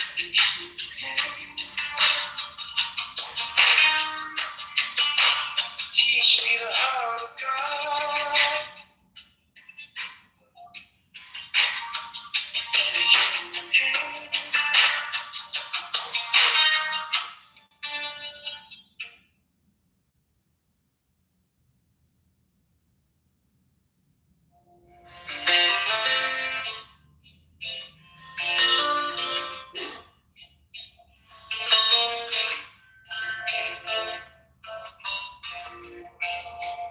I was chasing flawless, straight lines, clean hands, trying to polish it into something it could never stand. The wisdom came quiet, like rain on dry ground. Till you're not a finished statue, you're the clay I'm shaping now. I'm a perfect work in progress, every scar, every step, every breath held inside your kindness. You're not asking me to impress. You call this people breaking heart, a mirror of your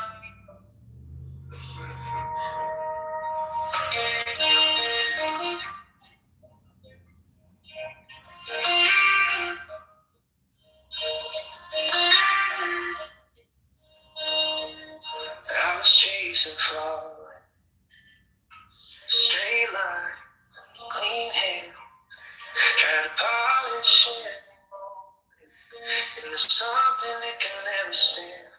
But wisdom came quiet, like rain on dry ground. Said you're not a finished statue, you're the clay I'm shaping now. I'm a perfect work in progress. Every scar, every step, every breath held inside your kindness. You're not asking me to impress. You call this beat breaking heart.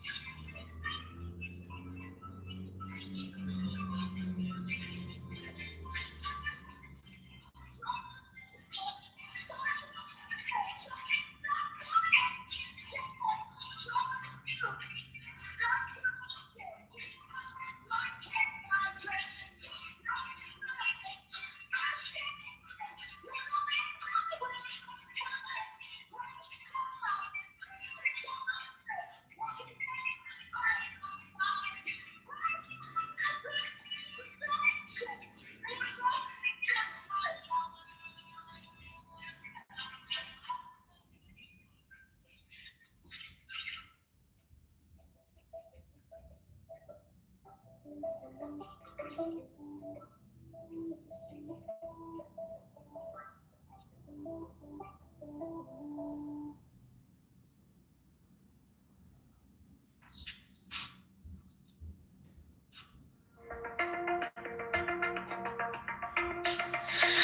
cracks in my halo, coffee stain on my white shirt. Still I'm chasing every step for a hint of how we were. I keep tripping on my place, still down. Yeah, you're right. Lines I see. You're the way.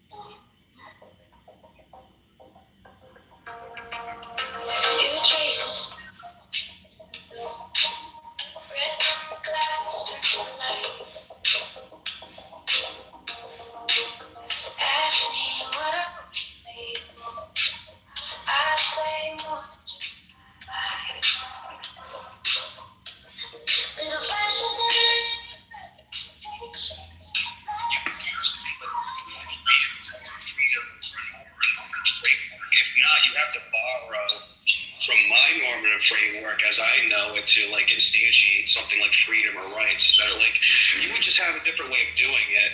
I would say that's like granted by God, but I'm asking like what would you say that's ingratiated or granted by? Well, it's granted by us ultimately. I mean, so the state of affairs are completely contingent on what the meaning of freedom is, and that can change. So freedom is just like optional at the end of the day in your worldview. So then it's not even an argument. It's not even an argument that you like your beliefs in freedom. Like you can't even instantiate them because it's circular. Like no offense, I'm not trying to be rude. I mean, yeah, it is circular that, it is in our best interest to be able to be free, that free agents do desire to be free. It is circular. But essentially it's like, it seems to me that you're stuck with a circle, whether it is that a God exists or does not exist, but either way, it's either God does value our freedoms as individual agents or he doesn't. The reason why it's not the same is because I'll go from a top down or a down up and reverse engineer either which way, and then I'm just going to get up at God at the foundation of that. Now you can reject that and say not God, but then I'm going to ask you what in the not God worldview is going to instantiate this value that you have. Why is it valuable, and why do you get to manifest it and express it in this way? What would be the foundation of that? We're free agents who benefit from the ability to be able to make choices. Yeah, but you don't even know if we're free, if we're literally locked into this closed system of if you just get 1% more, the 51% versus the 49%, I mean, is that really freedom?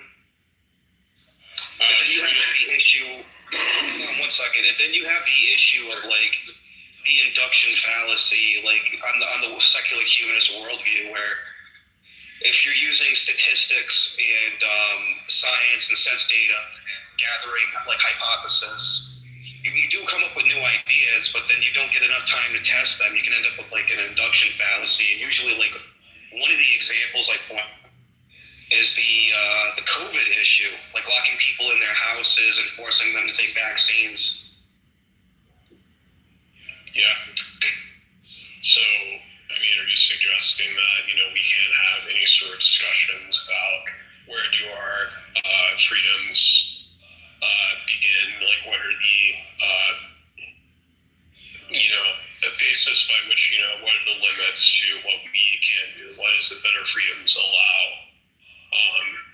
Because essentially, you have one side of the debate that is, or at least it seems to be on both sides of the debate, both of them are arguing from freedom. One of it is freedom of individuals, right, to not die, to not be subjected to a disease. Any other person's freedom. The challenge I'm trying to have, one side saying, I don't have a foundation for a moral framework, and then you have another one that does, and that can explain normativity better than the other can. So it becomes a problem of don't atheists and secular humanists interdepend on Christian benevolence to just not wipe them out, just on the sole basis that they can't tell you what instantiates a right, how they believe in it, because they don't believe in anything. And it's well, now you have to interdepend, because it's why would I believe you? For in other words, why would I believe that you think you're a free person when you can't even tell me why? You're just claiming, well, because I'm an agent, circular reasoning, that doesn't tell me anything at all. I mean, I just admitted that it's circular, that we value freedom as agents that are rationally self-interested. So, I mean, if you think that that's, if you want to say that that's a gotcha ultimately, but to me, I think if you want to do that, then I think you've essentially, I think really, it's not, Gotcha. I think that's actually kind of sad from a Christian perspective. But the thing that's interesting is like why, like the thing is like why ought I believe you is like now the problem, right? And then like the people you call literally crazy that believe in a magic sky daddy that like that hallucinate Jesus, like they get the Holy Spirit by it. It's kind of strange that we actually have like a foundation, a good reasoning, instantiations behind it, and these are things that are just not invented. And like in my view, I think that you as a person, whether you believe in God or not, deserve dignity and to be treated with respect and human rights in the same way that I treat other Christian people. You get what I'm saying? Well, yeah, I understand that, and I mean, we have a pretty good sociobiological explanation for why is it that we do value that specifically. Now, you might say that, God is the person who directed that or things like that. You may not accept, that has to me yet to be seen ultimately. Is that to me, I think it's evident, though, from our biology that we have, that it's not something that simply adding God is really just adding an unnecessary step, is what I'm saying. Okay, so like when you remove that step, then you have nothing objective thereby to adhere to. And secondly, when you talk about like, if I can interject here. I mean, this is kind of the thing. I always hear the term like objective. I don't see why essentially we have to like debate about whether or not morality, like why can it not just be morality? Like why does it matter basically? I'll tell you why. Because in order for us to have a conversation right now, for us to determine what's contradictory, what's not, and what we're identifying, and what it can be and what it can't be, you have to use logic objectively. You have to agree that there's some kind of objective truth of some kind, and it exists. Well, let me finish. No, dude, you have to let me finish. You're moving on to something that's completely different. I just want to address it. No, just answer the question. I was talking about morality, not logic, not truth. Because those are two completely different things from morality. So can we please stick on morality? Well, you don't realize it, but for us to have a tangible conversation, right, we have to agree that with the three laws of logic, right? I mean, yeah, and that's objective, correct? Okay. On my view, I'm going to say God instantiates that. Therefore, I can start taking these relational, personal, revelatory claims and start applying them prescriptively. Like I would have reasons for that. Now, when I ask you if it's not that, then what is it? You're not going to have no basis of saying it's all objective. It's all purely subjective on your basis, and then language becomes selective and preferential. Even the normal framework becomes preferential, and Okay, so anyways, essentially, logic is something that we ourselves created, and I know you might say, well, then what basis and the reason is because, it works, or at least according to our thought pattern, it's something that does work, but it's not something that, is like fixed as a universal absolute. It's something that we that's purely descriptive, because that's just the way that our thoughts work. It's like, and it's why logic has changed ultimately, and that's kind of why I wonder if you really want to make God the arbiter of our moral our kind of faculties, when we know how faulty it is, essentially, because that essentially means that God is responsible for creating a faulty system. Yeah, but this is kind of like, let's back up a little bit, because you were saying biological and sociological things tell you what exactly? Yeah, those they tell us about essentially how our moral intuitions forms. Why is it that we value, justice? Why is it that we value the dignity of other human beings? And we see that specifically is that if we create a society in which we don't value our kin, then we're going to cease to exist as a social species. Oh, there you are. That we're not going to flourish. Show me where that emerged in evolutionary biology. I mean, if we want to talk about this, do you really want to divert to a lecture about sociobiology? I mean, you have an unbroken chain of evolution and people who, well, let's just say organisms that fight for survival, and they always want the best mate to have the strongest kin. So it's not about protecting the kin, so to say. It's for survival. That is the.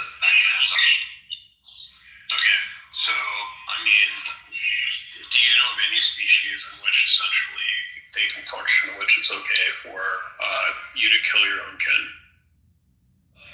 Cats, dogs, animals do this all the time. Really? Really? So yeah, they do. There are dozens of species of cats that don't even depend on their kin to survive. So piranhas, you see them eating each other all the time. Do I have to take the colloquial use of what I'm saying here and narrow it down heavily? Is there something you're having trouble understanding? Well, yeah, because I understand it's it happens, but usually those people, those species, it's tags as if the species is okay with it happening when it goes against how is it that they're going to survive then if the species is going to be okay with them killing their own young? I'm just saying they're built more so for survival, not to care about their kin. Well, that's just, to me, if you look at sociobiology, there's essentially animals put a lot of investment into their young, ultimately. It's not just innate to humans.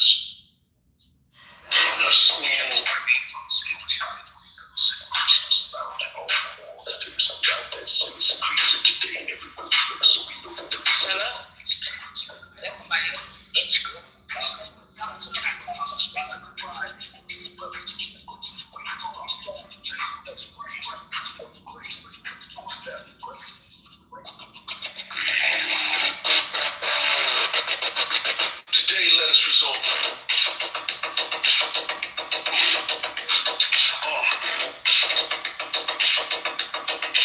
Today, let us resolve.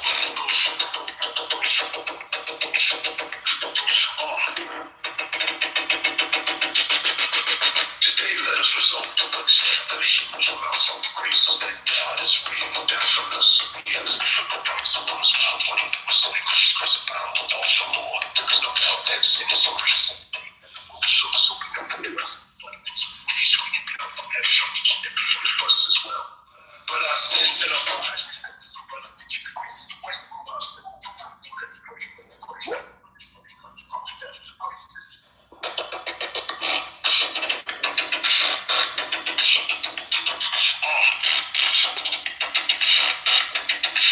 Today, let's resolve.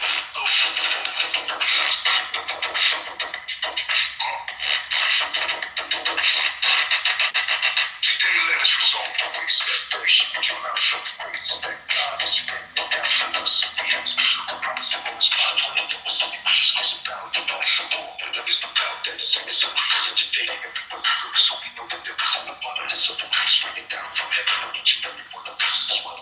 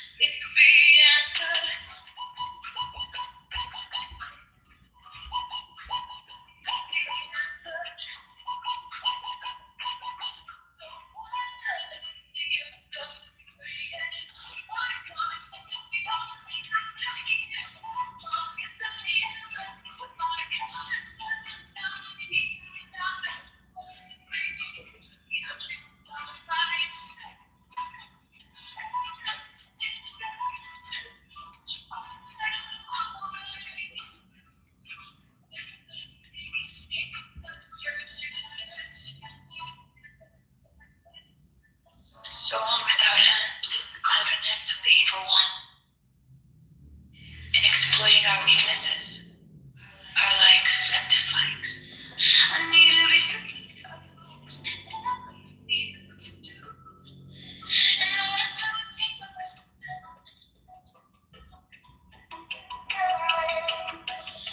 If I suppress nothing true, force these indulgence, I need to come to my truth.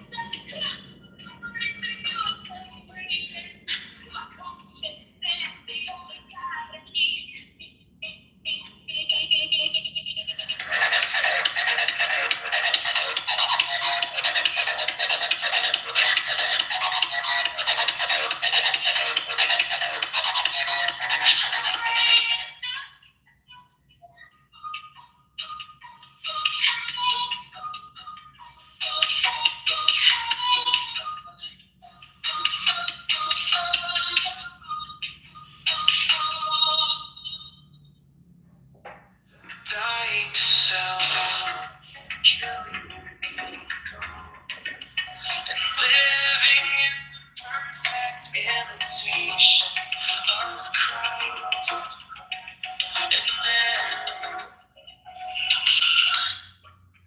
got it, or neglected, and you don't hurt with the insult, but your heart is that is dying to serve. When you realize this,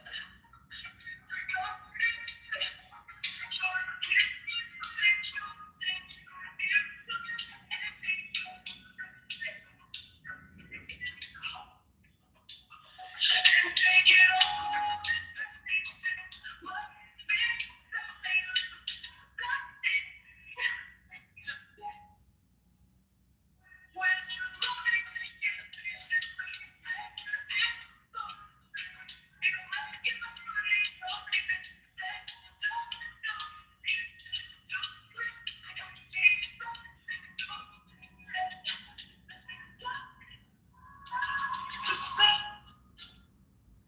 When you never care, you're referring yourself in conversation. Overcrowd your own good works, like itch for praise after an accomplishment. When you can truly love, when you can see.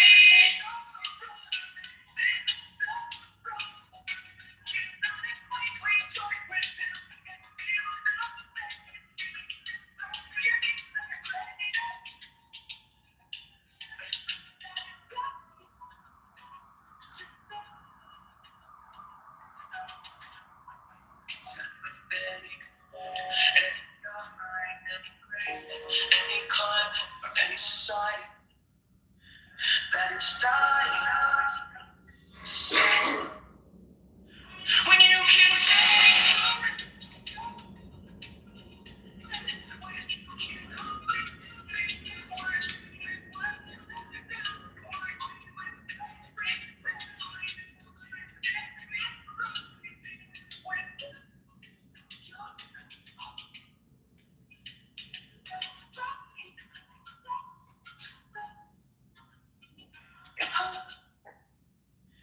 dying to self, killing your ego, and living in the perfect imitation of Christ and Mary.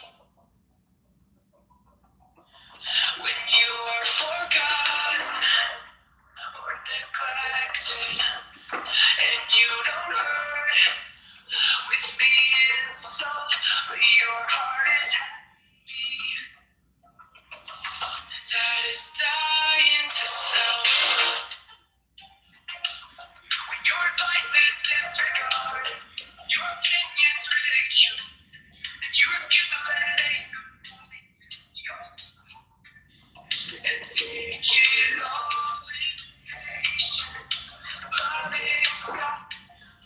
is dying to self. When you're there is order, irregularity, tardiness, and annoyance. That's Jesus, and it's dying to self. When you never care to refer to yourself in conversation or record your own good works or rich praise after an accomplishment. When you can truly love the kingdom, that is dying to self. When you can see your brother,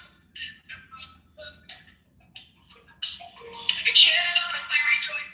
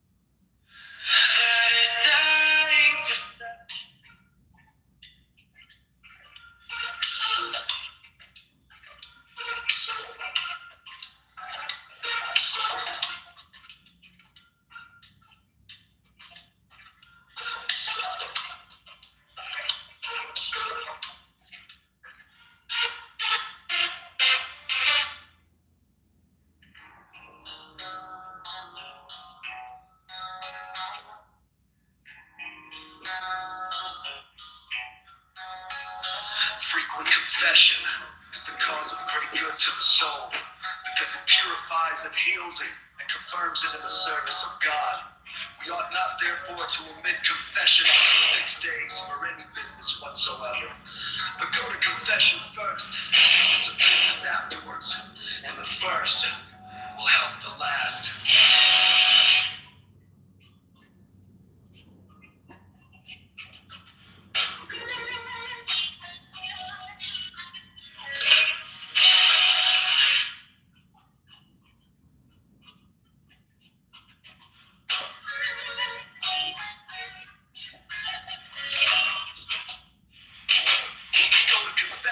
We ought to persuade ourselves to find Jesus Christ in the person of our confessor. Give me 10 men really detached from the world, and I have the heart to believe I can convert the world with them. He who communicates often, as he on the tone, brings forth good fruit, the fruit of humility, the fruit of patience, the fruit of all the virtues. By penitence, are not to go to confession for temporal ends. To get off and the like, we ought to make no account like a lying person, notwithstanding that he confess of the virtues, seven the Holy Spirit sent to release the obey his superiors, hands in the face me, and evil despise it, them God is disobeys me.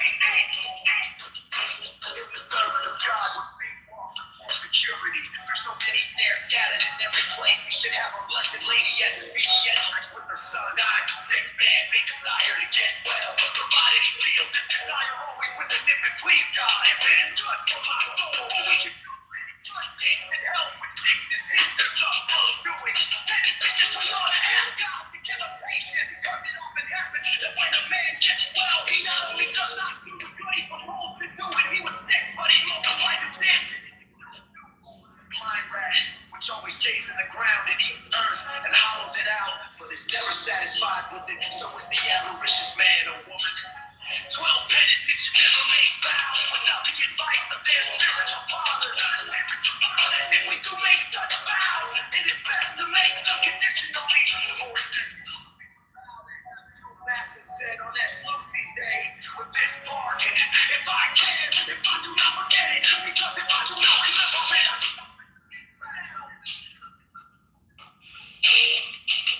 I do not wish to be bound. I do not wish to be bound.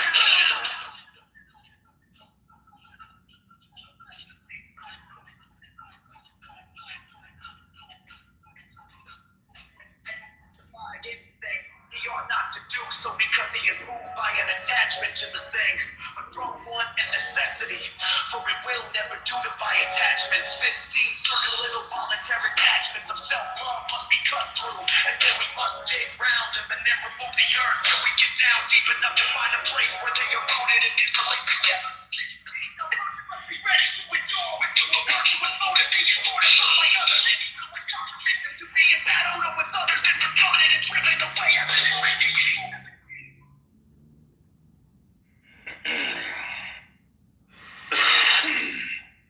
Fights with us in order to vanquish us. Seek to disunite us and not help us into reform, slice contact and rivalries. Because while we are fighting with each other, he comes and conquers us.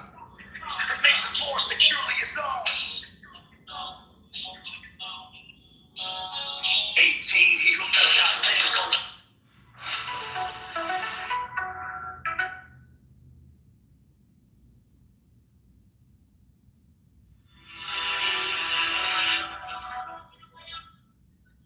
First, I said, oh love, what kind of mood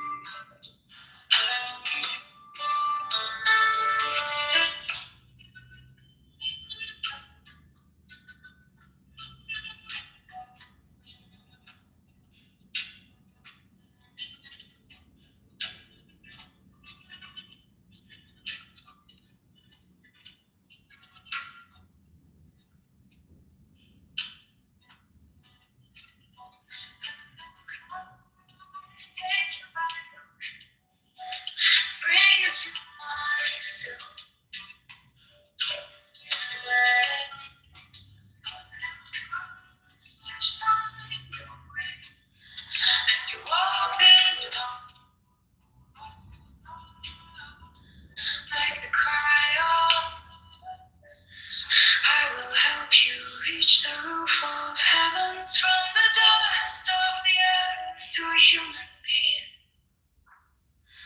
There are 1,000 steps. I've been with you through these steps. I've held your hand and walked by your side, and I will be with you as you move beyond this human and soar to the highest heaven.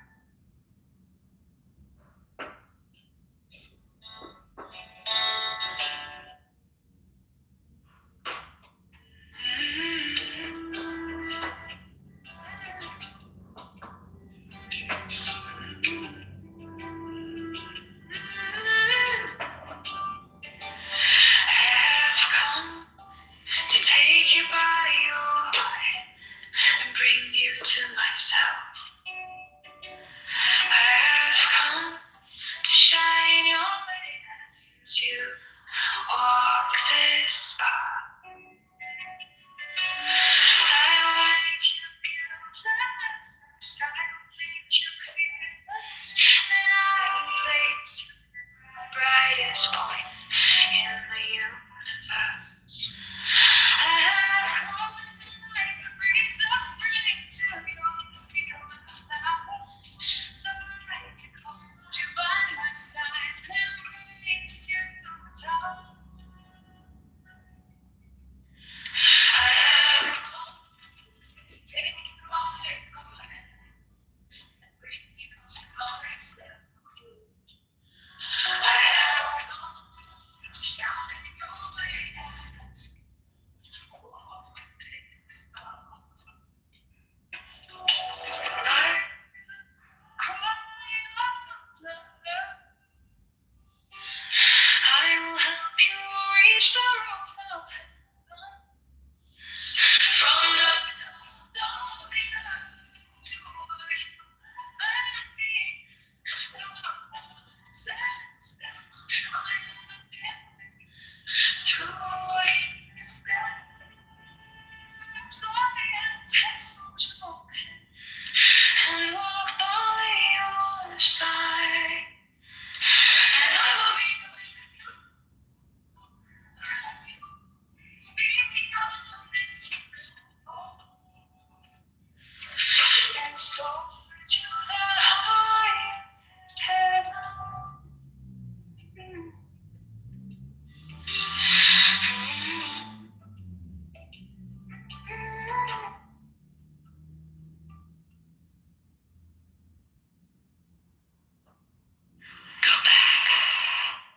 Go back to sleep. Yes, you are allowed. You who have no love in your heart, you can go back to sleep. The essence of love is exclusive to us. Go back to sleep. I have been burned by the fire of love. You who have no such yearning in your heart, you can go back to sleep.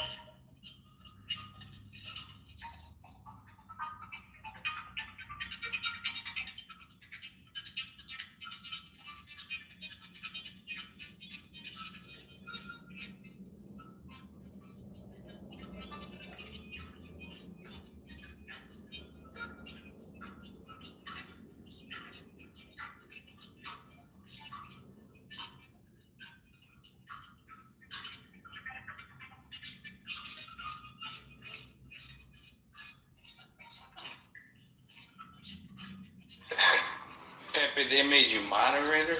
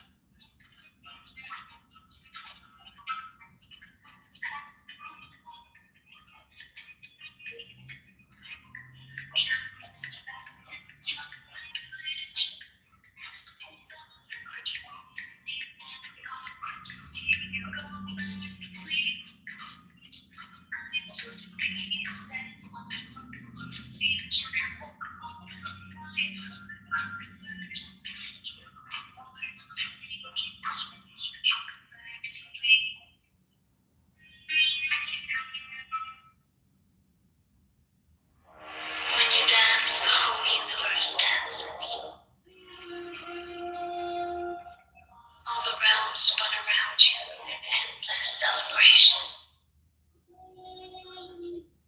Your soul loses its grip.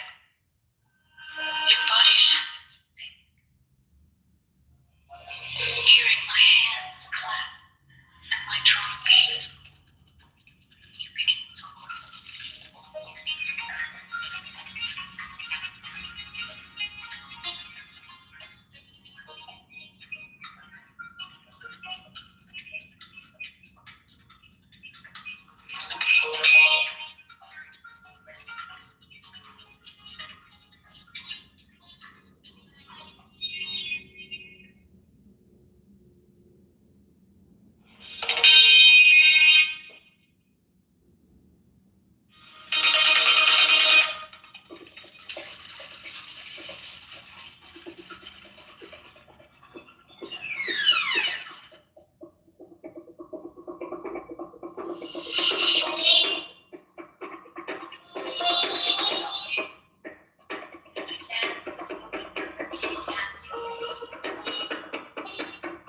all the realms around you, endless celebration. Your soul loses its grip. Your body sheds its fatigue.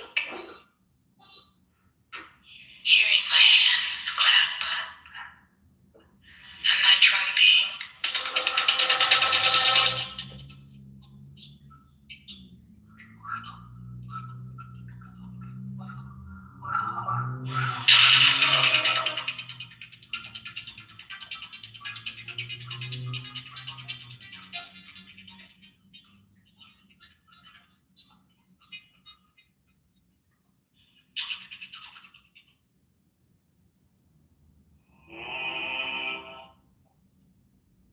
Walk the middle path, that's right. Walk the middle path, embrace the part of you. Embrace the dark in your life, the pleasure in your life, the chaos in your peace, the shift in your beauty. You are set.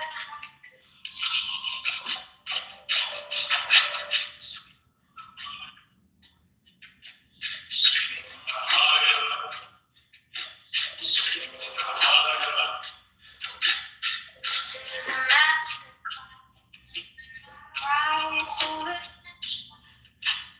Leave your roles behind. Rid your soul of shackles and condemnation. Rest your mind and control.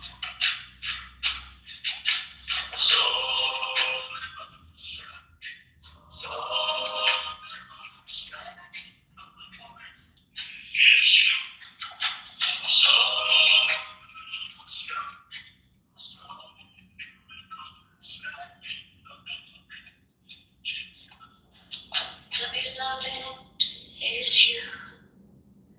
You're the deity that you worship. You're the God that chooses. Come out of yourself. Come out of yourself. Your eternal beings, currently in three-dimensional. Earth-based God.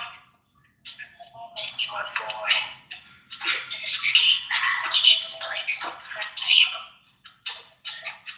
Escape with your mind and the desire to be free and learn more. Your star-like particles of matter mixed with energy. You are born of light, will return to light. Manifest like a flame. Power on the inside. No flame. Power on the inside. Instruments bounty. Eat your heart out. Now listen to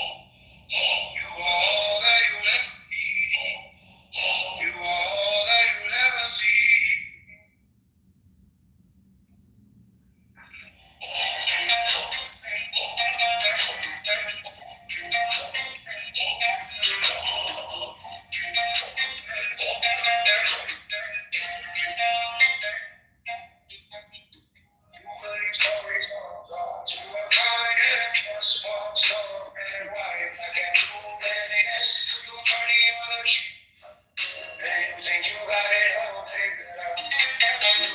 Think you got it all figured out. You think I'm normal,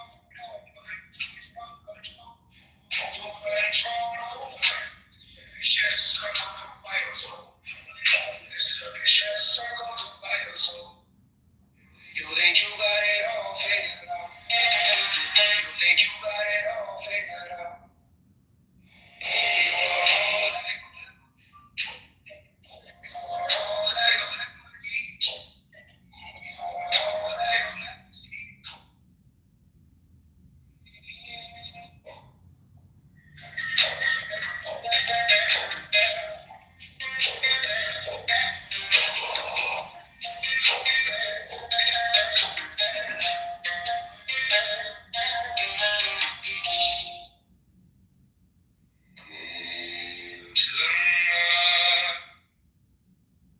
I see the realm of joy.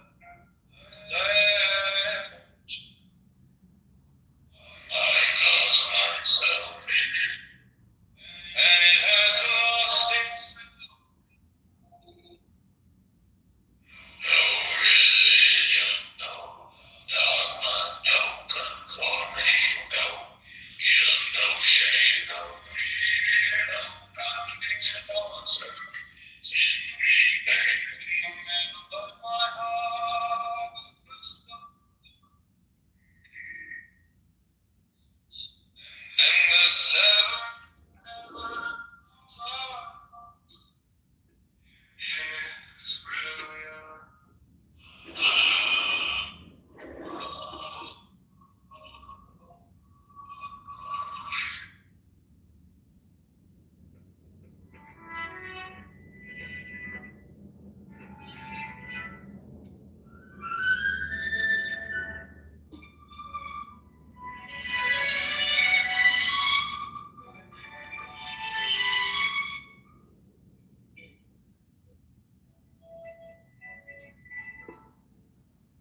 Listen, our love is strong as ever intact. Don't mind the destination, don't mind the end, don't mind the good or bad, or right and wrong. Grow from the past, grow holding now. Always involved. The end is eternal. It's ever-reaching. As there are billions of stars, there are billions of steps. How do they all fly? As there are billions of stars, there are billions of ways to go. As now, under the roof of all nations,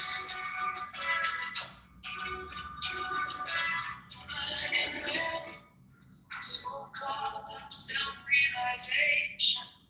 She said, I am fully illuminated. Listen, my love, illumination is eternal. I can tell people. Illumination is eternal. Love is amazing.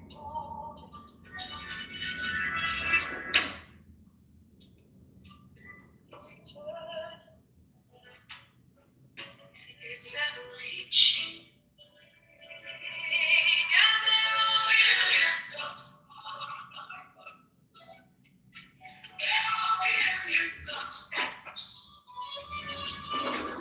As there are billions of stars, there are billions of ways to go.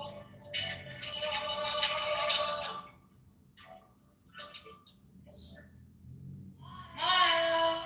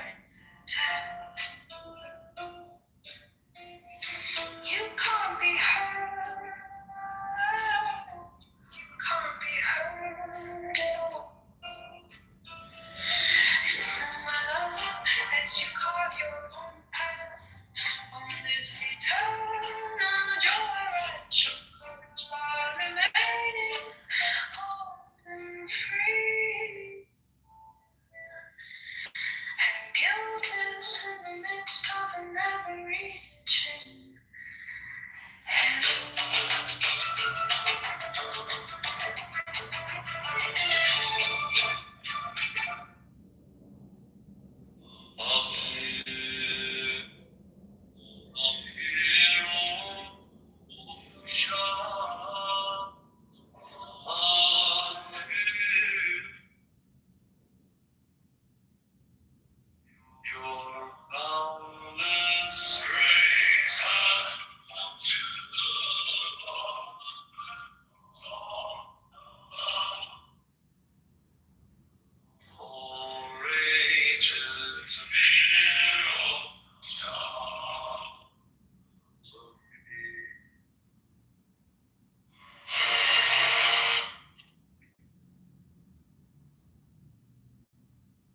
Once more, love is pouring down my seat and my walls.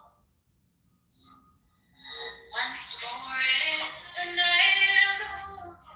It's time for madness. My immense knowledge cannot help you now. Insomnia took my patience, rain washed away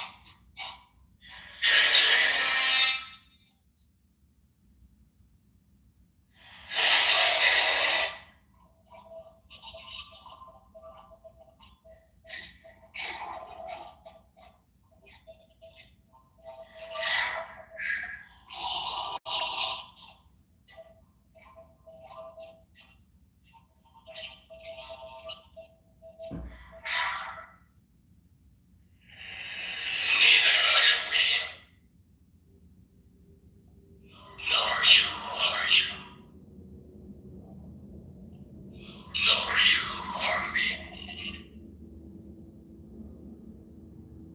Also, I am me. You are you. And you are me.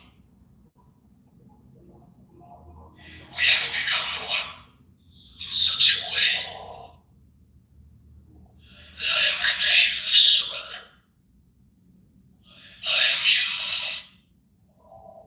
or you are me.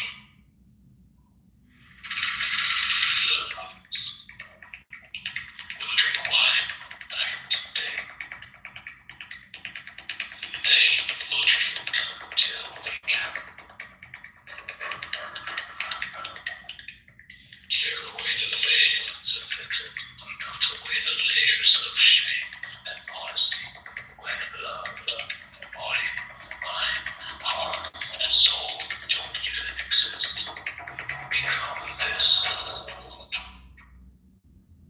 Fall in love, and you will not be separated again.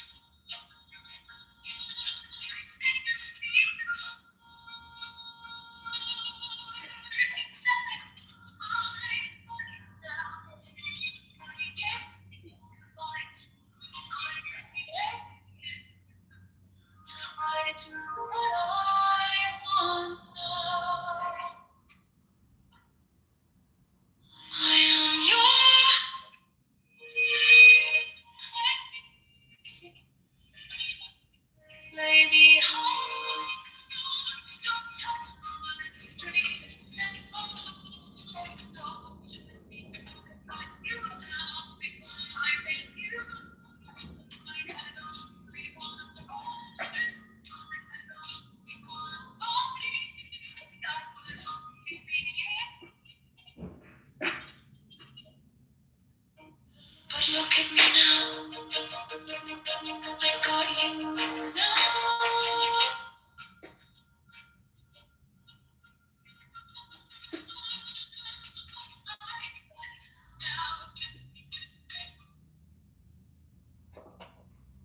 My face free of sorrow, my mouth full of wine, my clothes torn off my body.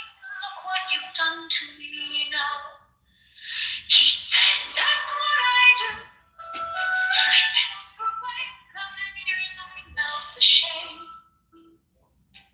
I reveal the unrevealed. He moves too fast. One breath he is outside the window. Next breath he is inside my chest. I can't think clean. My mind is not here. He is on my feet.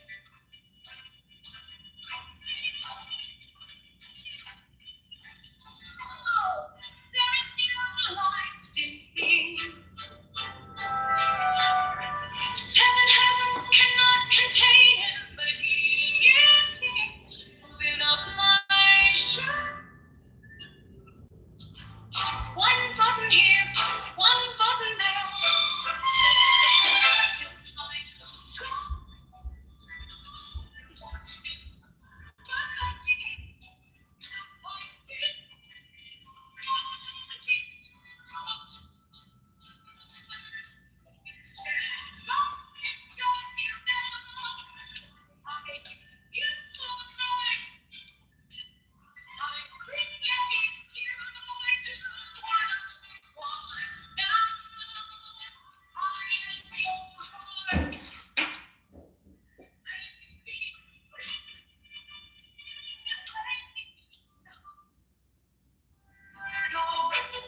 Don't touch my strings at all.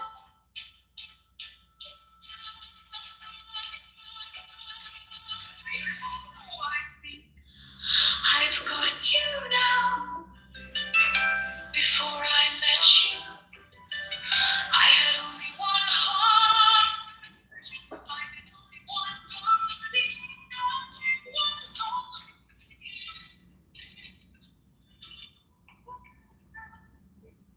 I've got you now.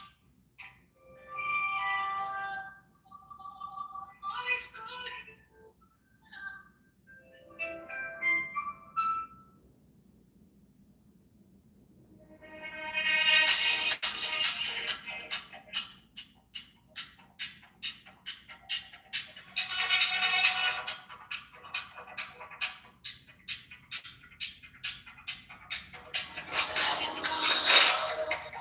Lost any sense of single line.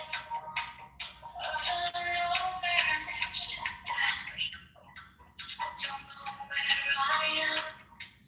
At times, I plunge to the bottom of the deep. At times, rise up like the sun. At times, feel by me until we lift. My soul and my life is the awareness.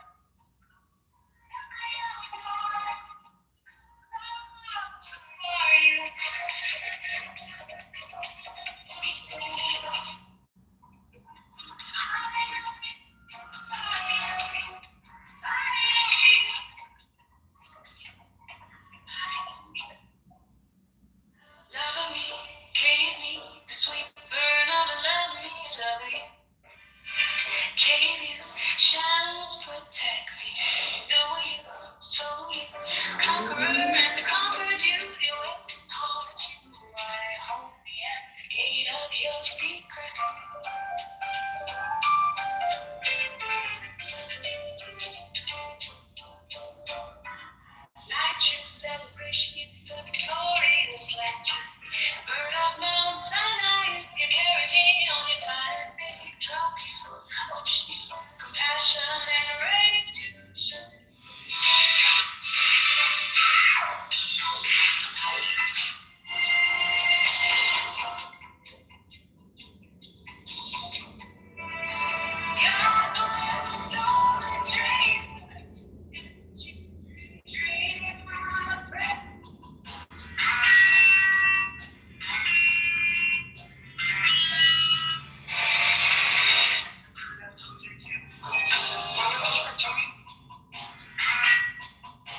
Poison you, please don't continue to hurt me.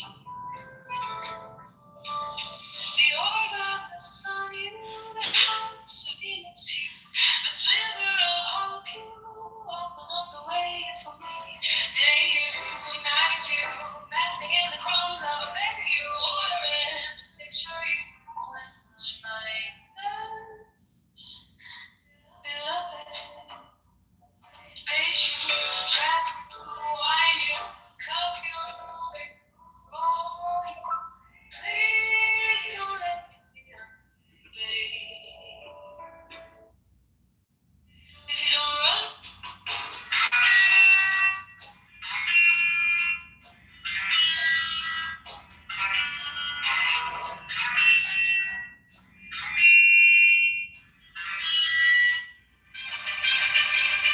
my body too hard. If you don't cut my way, if you try to help rather than make my life more difficult.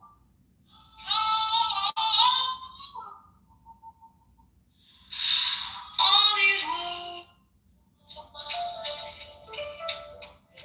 All these words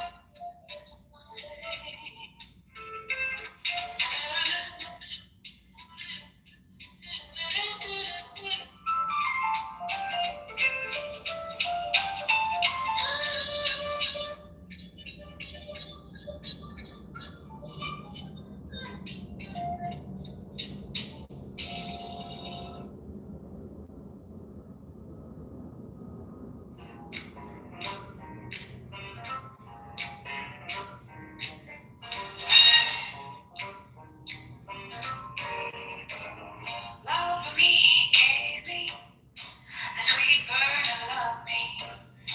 Love you, gave you challenge, protect me. Know you, so you conquer and conquered you. The awakened heart, you I hold at the gate of your secret. Light you, celebration, you the victorious man. The bird of Mount Sinai, you carry me untired feet. Drop you, understand you, compassion and rest.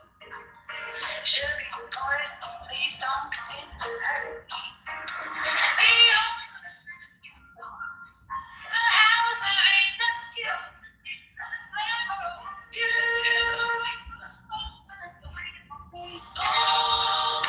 Day, night, night, you fast in the clouds of the bed. Quench my thirst, beloved. Bait you, trap you, wind you.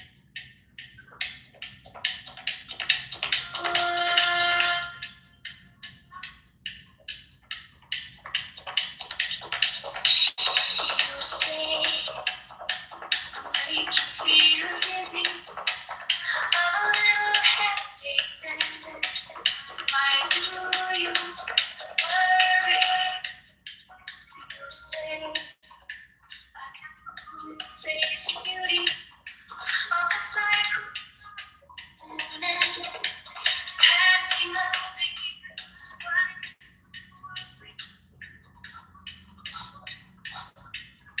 say I am the source of passion. I excite you, playing it to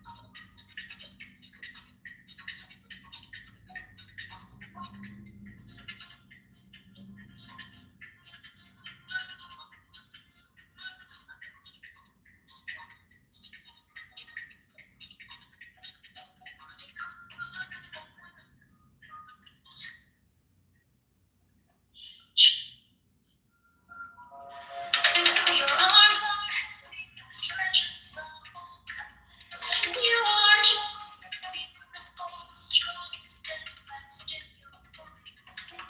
All of Egypt speak true. Because of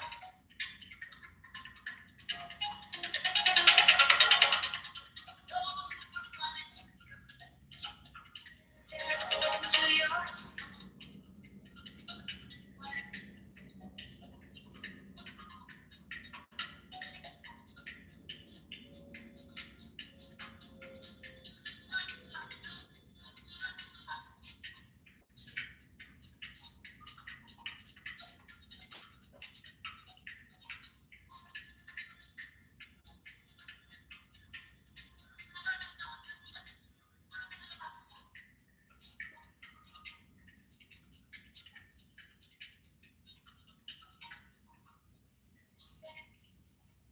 I made you feel dizzy of a little head.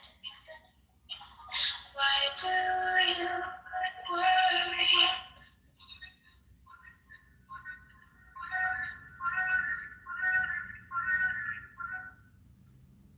Settle down.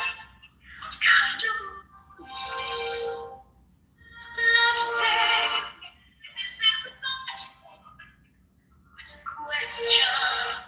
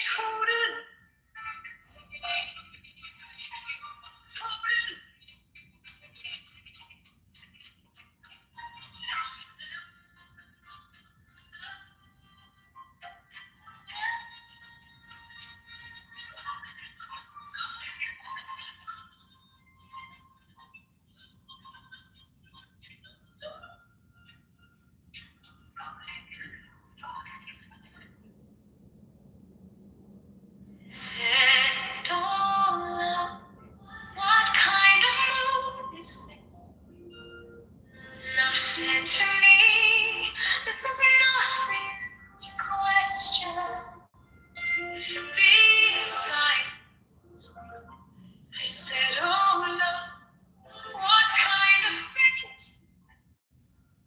Angelic or human, love said to me, set me on that's good. Be silent.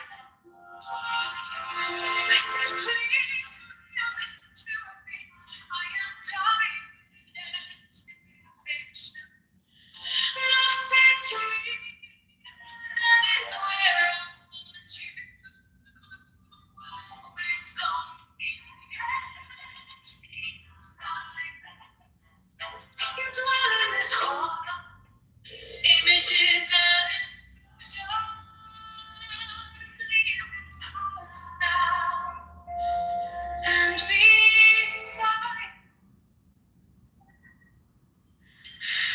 I said, oh love, tell me this. Does the Lord know you are treating me this way? Love is it to me? Yes, it does. Just be told to me. Told to me. Silent.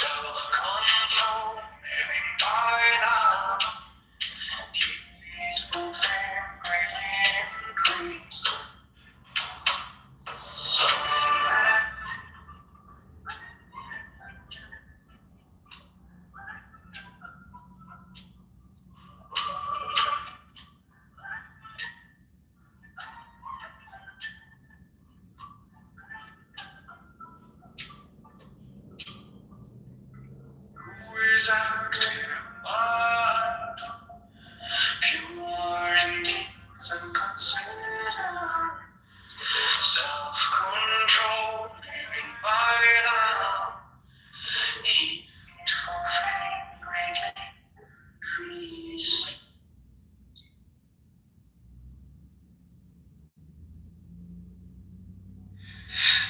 Knowing that this body is just like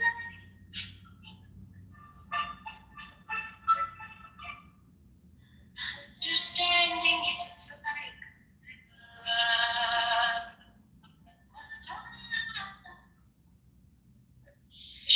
cutting off Mars clouds with tendrils. One should go beyond of death's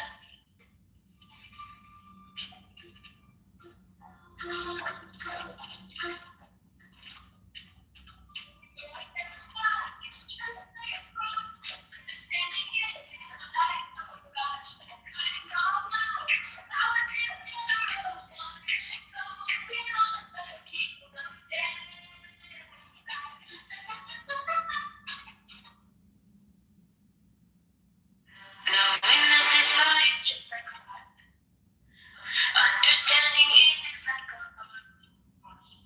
cutting off mountains, flowers and arrows. Watching go beyond the king of death's inside.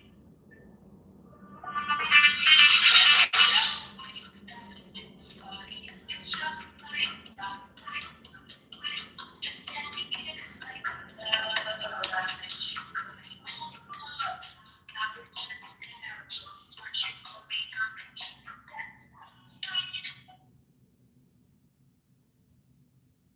the trainee knows this earth and the lower realm. Together with the gods, the trainee will reflect on the well-taught verse of dawn. As a good man reflects,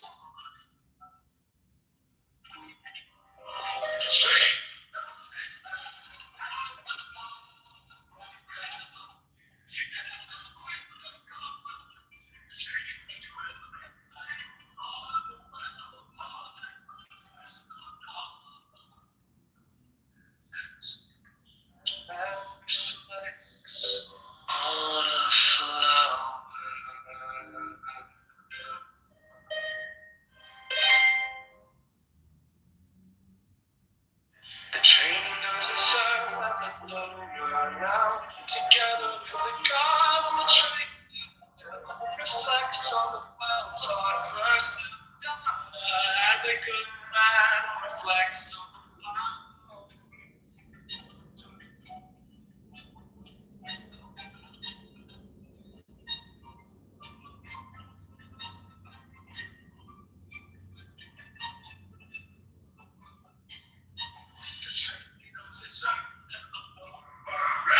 together with the gods, the train reflects on the well taught first as a good man reflects on the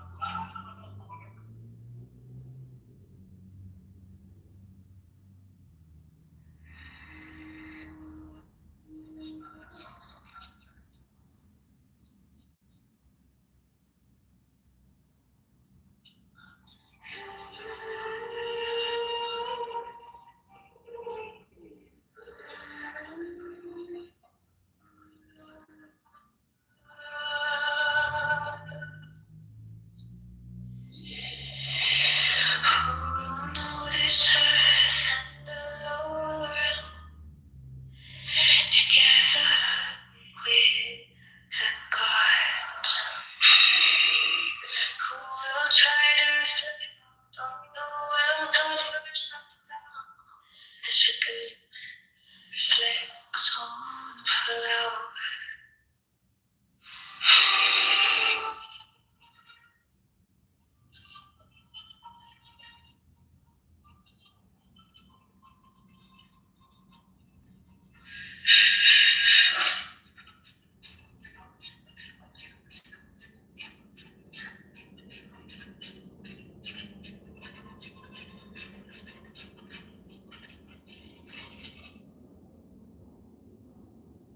Who will know this earth and the Lord together with the gods, who will try to reflect on the well-taught verse of them as a good man reflects on.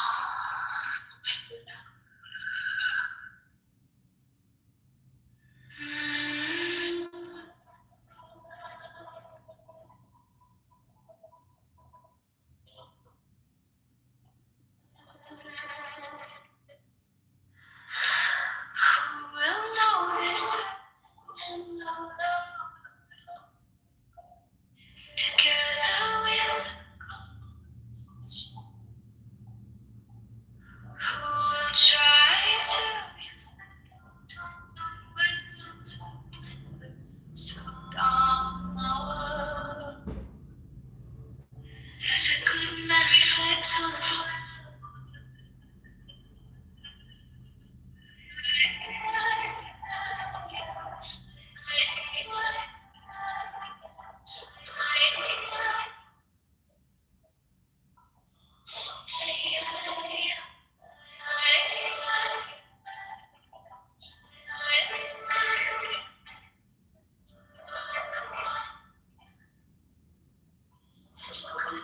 Reflects on a flower.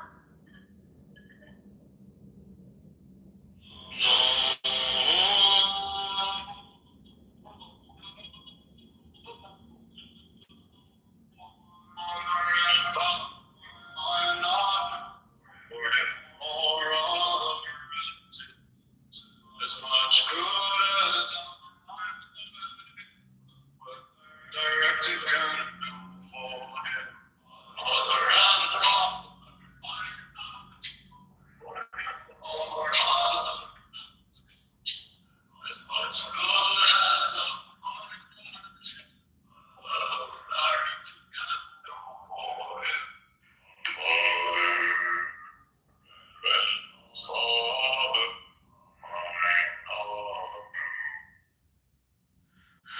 for him.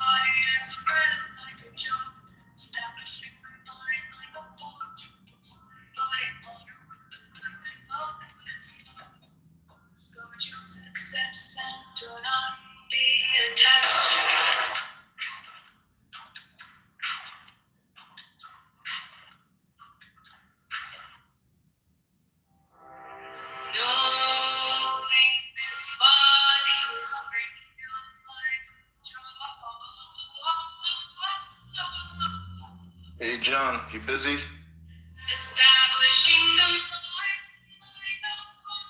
Hey John, are you busy? Hey John, are you busy?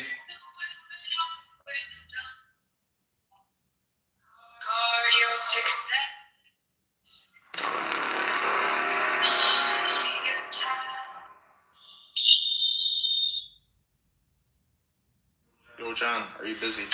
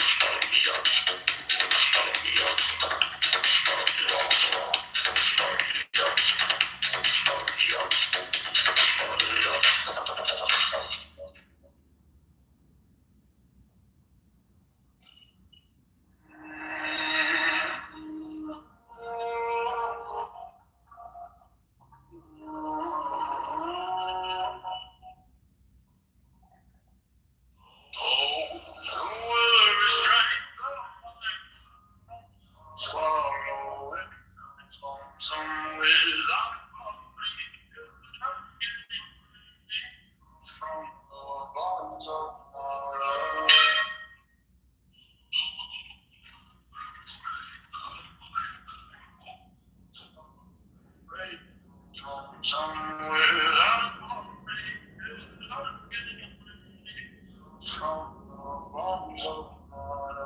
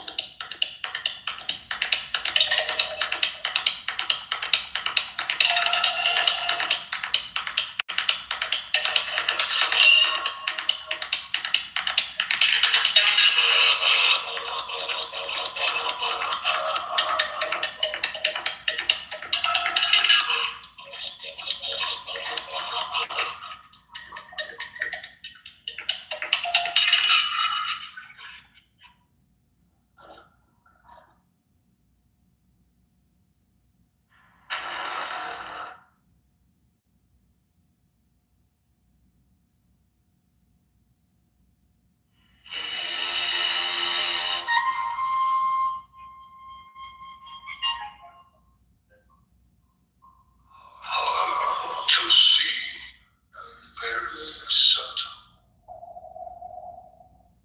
and flitting wherever it will. The sage guard the mind, a guarded mind brings happiness. Hard to see.